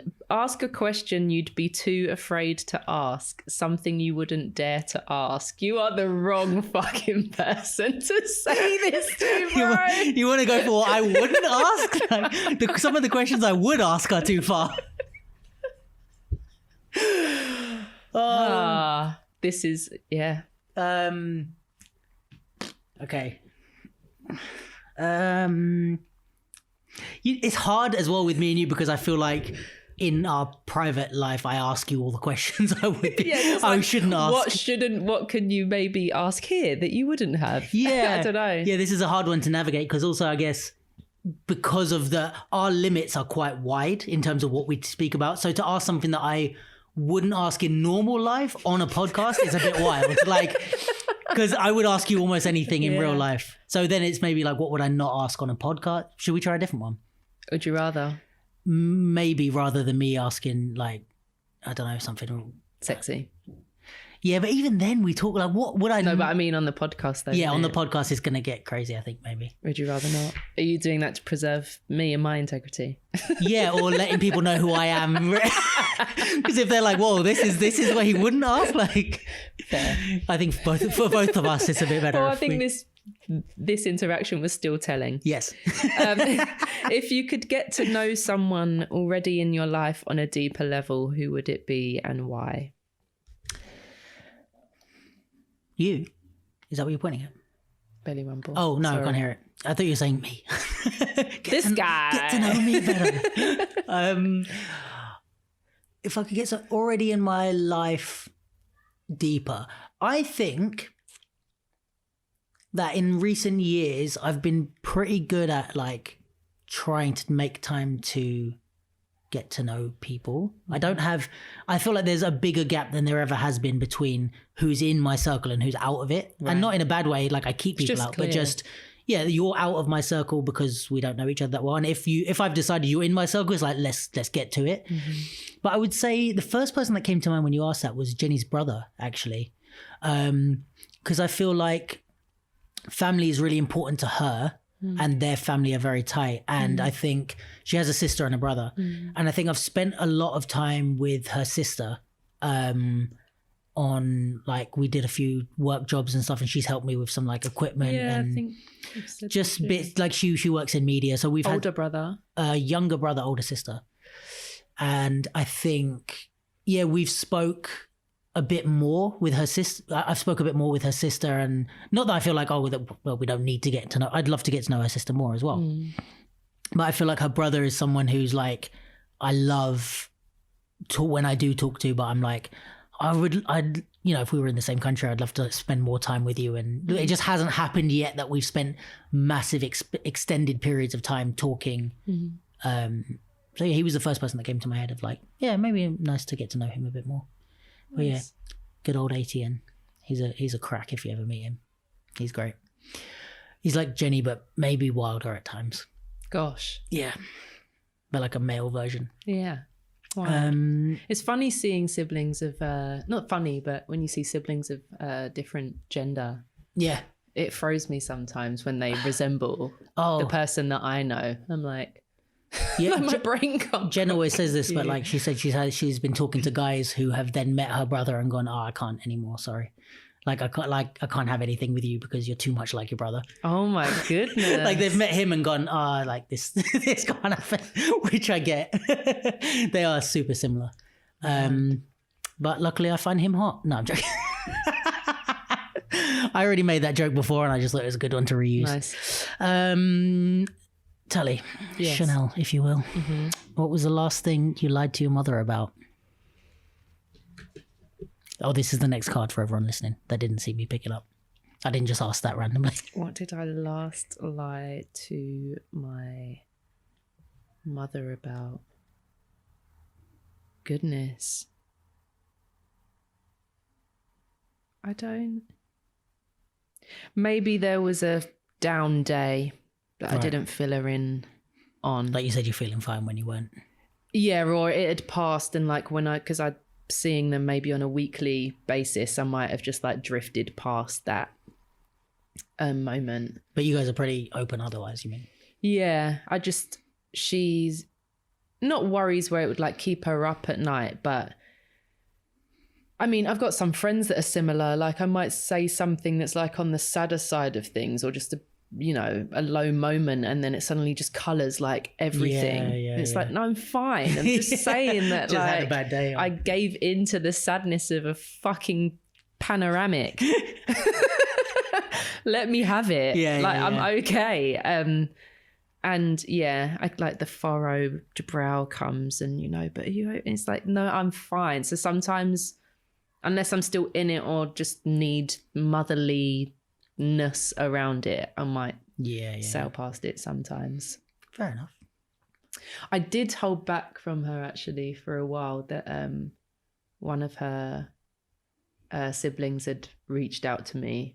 I just felt like it needed a bit of distance from me before telling her. Because they're not close? Yeah, right. No, they're not close. I just feel like I needed to get a handle, and it did just come down to just saying it, and that was kind of it. But I think I wanted to consider what the effect might have been before just going, you'll never guess who messaged me yesterday. Yeah.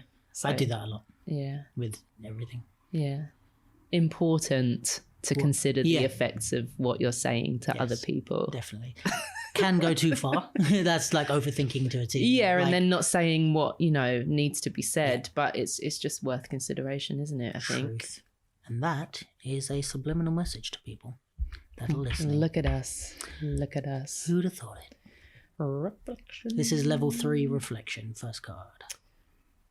Hit me. Host. You've done this before. Go on. What do you think I should know about myself that perhaps I'm unaware of? Oh. That perhaps you're unaware of. That's the hard part of that question because... All-seeing eye. Yeah, I don't know what you are and aren't aware of and what is or isn't a choice. Perhaps. I said perhaps. Okay.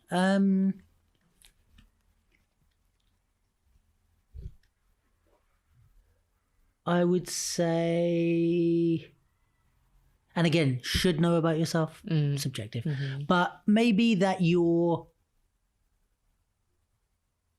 but I feel like you know this. But like, I feel like you're like, don't want to waste it. Yeah. Again, with this game, I'm always trying to think of a better answer. But it's like, this is the first thing that came to my head. But that your nonchalance in your life, or like your way your personality is very, very laid back. And I feel like I'm pretty laid back in terms of I'm not high maintenance, but you're like more laid back. You're horizontal. You are like horizontal. A solid recline. You're like the Emirates Airlines first class, like Z bed. But I think that it can come across as like you're not excited about the thing or the person or the whatever, again, which I feel like you know about yourself and have reconciled. I do forget it. Yeah, maybe that's... And I am told that, like, you seem really unexcited about that really great thing you've just said. Or, yes, we've got a friend in common that I can tell, like, it feels like my responses are disappointing to them sometimes because I'm not matching them in tone, volume. Yeah. I had to come to terms with that with you, I think. Not in a way of like it ate me up or bothered me, but I think the first few times I came away thinking... So I don't know what she... Yeah, how or she felt about that. Yeah, or maybe like the response that you gave me would be the typical response of someone who's too busy to engage. Right. And it's like, oh, that's cool. Or like, oh, nice, I'm really excited for you. Or whatever. It's like, okay, you obviously... I wouldn't ever want you to feel that, sorry. No, but I think that's part of getting to know each other. And I think at first I was kind of like, I questioned it. I'm like, oh, did she not? But then you do things or say things that was like, oh, no, she did engage. Like 3 weeks later, you'd be like, oh, how was that thing that you said you were really excited about because of this, and this? And I'm like, oh, shit, you were in that conversation. So then I was like, oh, well, that doesn't add up to what I perceived your part in that conversation as. So I think the more we got to be friends, I was like, oh, cool, this is just like, and also the more I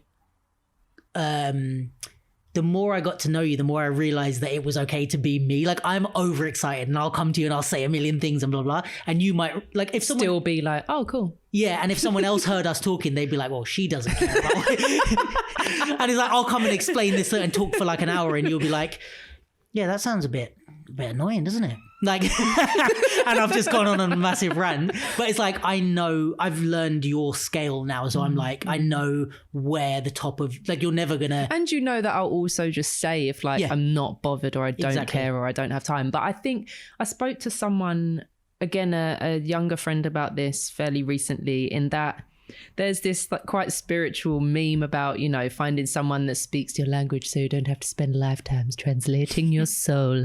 And and there is something in that. I've been quite stubborn in that way. Like, it takes a lot of effort for me to match externally anyway, even if inside I'm doing backflips. And I was quite stubborn in that that's just the way I am and the way that I speak and my frequency. And it is not my job to have, like, I'll speak on it if someone's like, you don't seem very bothered, I was hoping you'd care more. Like, I'll explain, but it's not for me to change that, because I'll literally just be like off the charts trying to match everyone, whoever I encounter. And it's not, I think the result of that sometimes is people thinking that they need to match me down there, like where they think I am. And it's like, no, like, ultimate space for you to stay up there. Like, we can both just operate where we're at. Yeah. Like, you can meet, I think minds can meet without the energy matching. Yeah, it's not about the external, the volume, the amount of words being spoken. Yeah. Like, that's not the way that you connect with people. Me and you are a fucking perfect example of what you're saying. Like, because I think this is one thing that I've encountered a lot in my life, because I'm overexcitable. I talk a lot. Like, I meet people who are like more reserved, but they make me feel like I need to be more reserved. They tell me to calm down, or or like, you know, whatever. Even more over long term, it's like, oh, you need to not be like this. But like, I've never felt like that, or you've never told me that that's the case with us. And like, you sometimes enjoy my like hyperactiveness or my like over explaining things or over talking about things. And we make jokes about it and stuff like that. But I've never felt like you've wanted me to be how you are. You're just like, well, I'm going to sit on this sofa and calmly listen and nod while you pace around the room and explain. But that's fine. Like, I love you for who you are, which is what I love about you, that I've always felt like that. So this was the first thing that came to my mind in answer to that question, even if I know that it's probably not. But another thing that I have ultimate time for that you do, and I don't know if you'd have it if you were want to say more chill. That's not an offensive, meant to be an offensive statement, but just you checking if I have space. Like, I don't know if that's as a result of you being the way that you are sometimes, but I have ultimate respect for that. And I think because as a job, I hold space, and just as a person, I think I hold space. I can hold space well. And I think the assumption is that I can do it all the time. Yeah. But just that I have the capacity or desire to do it all the time. And also, if I'm annoyed about something or sad or excited or whatever. In that just way. Whenever you ask, if you've got space, I'd love to ask you something, or there's this story that I'm dying to tell you. Like, you always give it a precursor before like diving into the thing, and me just being like, making space for it now. Sure, I think that is because of how I am. Like, I think I've learned that. I've been told many a time of like, I don't know, like I'll just text someone and hi, and then just start texting all the thing. And texting is a different thing, because from my opinion on that is like, just don't. If you see me sending messages, just read them when you're ready. Read them when you're ready. Mm-hmm.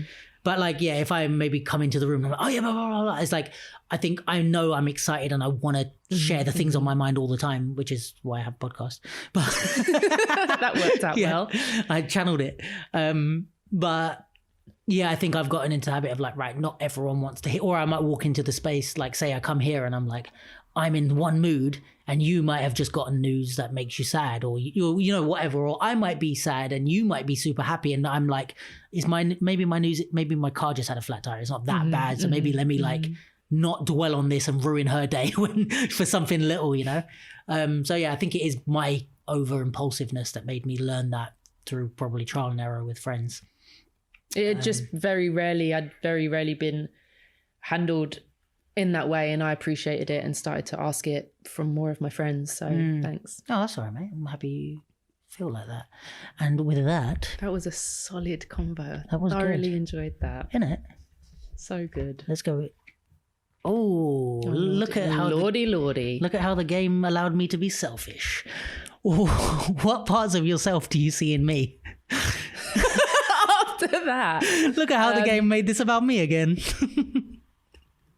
I initially or instinctively went to like work related things. Just the hard working, head down, get the things done. Attention to detail. I want to say me saying attention to detail is just replacing perfectionist, because I just don't like perpetuating the idea of it as a thing or something to strive for. Agreed.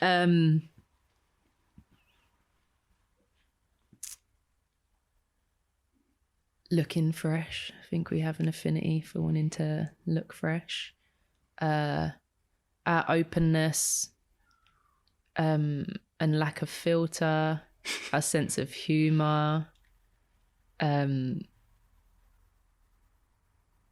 Yeah, I think it's really funny talking about our different ways, like externally, that we can be when we actually, I feel, have a lot in common. Okay. Like if someone was to look at us, they might be like, they are just on two different wavelengths entirely. Yeah. But I think that and it's not like the last question that we would have seen each other and been like, oh my gosh, she's going to be really hard to be friends with because of that. But I think that our kind of investment and commitment to the friendship not being based on that, but the things that are being shared, the actual words and actions and stuff, speaks to us having more in common than maybe it looks like on the outside. And I could have been a bit more articulate there. No, you're articulate. Well explained. I'm articulate. That's another thing. Yeah, true. We do love words. Wordsmithery. But I think also it's like maybe the things that we have in common are more abstract maybe than like, oh, do we both like basketball? Do we both like on a moral compass is kind of set to the like, for example, say with like you're into spirituality and you kind of would describe yourself as spiritual. I'm like, again, what we spoke about earlier, I'm like the complete opposite, and I often make fun of those things. He's a pagan. I'm a pagan. But yeah, like I'm very opposite to that, and a lot of it actually irritates the fuck out of me, as we've discovered. But what we have in common is that we care about people. We want people to feel their best, like a logical viewpoint on things. And like there's some, and you know, there might be even things in that we disagree on, and like, but the underlying point is we want people to feel good, to feel free, to feel happy, and it's like, you have a way of doing that, I have a way of doing that. We might disagree on like the ways of doing that, but it doesn't mean that you know what I mean? Like the underlying points are different. And I think that's more where a lot of our things in common, like you might have a different way of making jokes than I have a different way of making jokes, but what we find humorous is similar, even if we have different ways of doing it, if that makes sense. But yeah, I agree. Is my point. And I love you lots, mate. I love you too. Oh, look at this, turned out well. I didn't know that it was going to be still. I know, it's only 3 questions there. I mean, there is something kind of full circle-ish about all of this, isn't there? It feels like. With all of it. The collab Yeah. thing. And the fact that like I was on like one of the early ones and you were on one of the early podcasts. Yeah. And now we're doing a revisit of both. Yeah. That's cute. I like us. I like us. And this is just the intro. Yeah. So I think we're going to have to kind of wrap up anyway. Just time-wise. And to maintain interest. Yeah. We've played this game for hours while drunk. And as funny as that would be to have recorded, we're not going to do that now. But no, the following 3 podcasts I'm super looking forward to. Not only in their relevance to your intensive, but in terms of themselves as content and experiences for me as a person, let alone what will be left for us to listen back to, which I think is going to be dope. I don't want to put too much pressure on them. Say insightful things now. But I think the chances are it may happen. So to wrap up, obviously Tali's on Instagram, and I'll probably put the Instagrams up on the screen as usual. But also the important thing is to follow the Identity Ideas Industry Instagram. Yes. Which is those words just with the dots. Yes. Full stops. Oh my gosh. Identity, dots. full stop, ideas, full stop, industry, no full stop. I would hope that it would come up when you searched it by that point, whether or not there's a full stop there or not. And I'm going to research this and put it on the screen somewhere here. I'm going to make it like not where my hand is, just to annoy myself. And I'll do some handography around it. It's just going to be up there. So check out that on Instagram. Obviously, myself, the Duke LDN Podcast. If you're listening to this, you found it already. So that's not a worry of mine. But yeah. And yeah, I don't feel like I have much else to say. This has been a fucking pleasure as usual. True. Would have been even without the mics.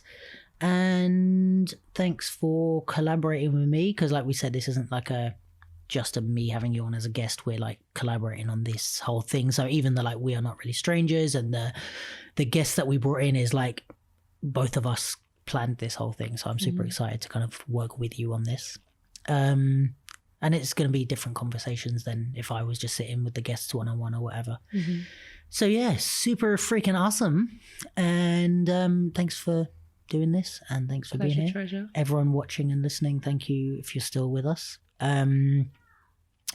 Like, comment and subscribe. Click the subscribe button. I hate all that shit, but it really does help. You are a business. Yeah, it really does help. Like I get into the like humanity of it, and I want to be honest and just be like, I don't care. But like there's a lot of, yeah, and I say this all the time, I feel like, but a lot of people, this podcast has been wild for like the amount of people that have spoke to me in real life and said things that are like meaningful compared to what the stats look like. The stats look like shit, if I'm being transparent. Like if I just saw them and it was someone else, I'd be like, stop doing it. It's a waste of time. Like, what are you doing? But the amount of personal experiences I have with people saying, I listened to it, I saw this, I love that part where you spoke about this, like I listen to it every week, and I'm like, you must be one of 12 because there's not that many views, but that's what makes me feel like to keep going with it, because I'm like, there's some people that are really like enjoying this. But I think that stuff matters, and I feel the same. Like when I say I'm preaching to the converted, like not that you exclusively do it for those people, but it's that level of engagement that you want. I don't want someone to like and not actually take in the content. Yes. Just do it to do it. Right. Because then I could have a massive following, but like no one actually cares about what I'm doing. So yeah, I think that kind of engagement is the strongest foundation to build something that will be more successful in the metrics truth realm of thing in the long run. Yeah. I mean, my only ask would be that can we translate more of those personal stories to metrics? Yeah. Can you also, before you come and speak to me, just click a like button? This is not the way you appeal to your audience, Tali. I love you guys. But yeah, tell a friend about the podcast if you're enjoying it, and we will see you soon for the second episode, but the first of the 3 strands of the Identity Ideas Industry podcast fucking thing that we're doing. And people that are listening don't know what's happening. All right, thanks guys. We'll wrap it up here. Bye. Toodles.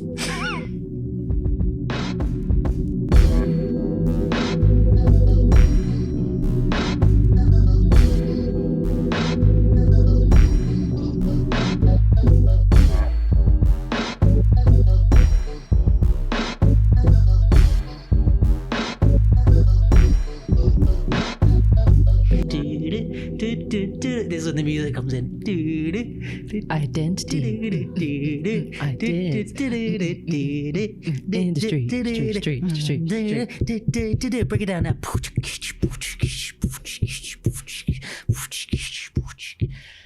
No, I can't include that. No, that was just for us.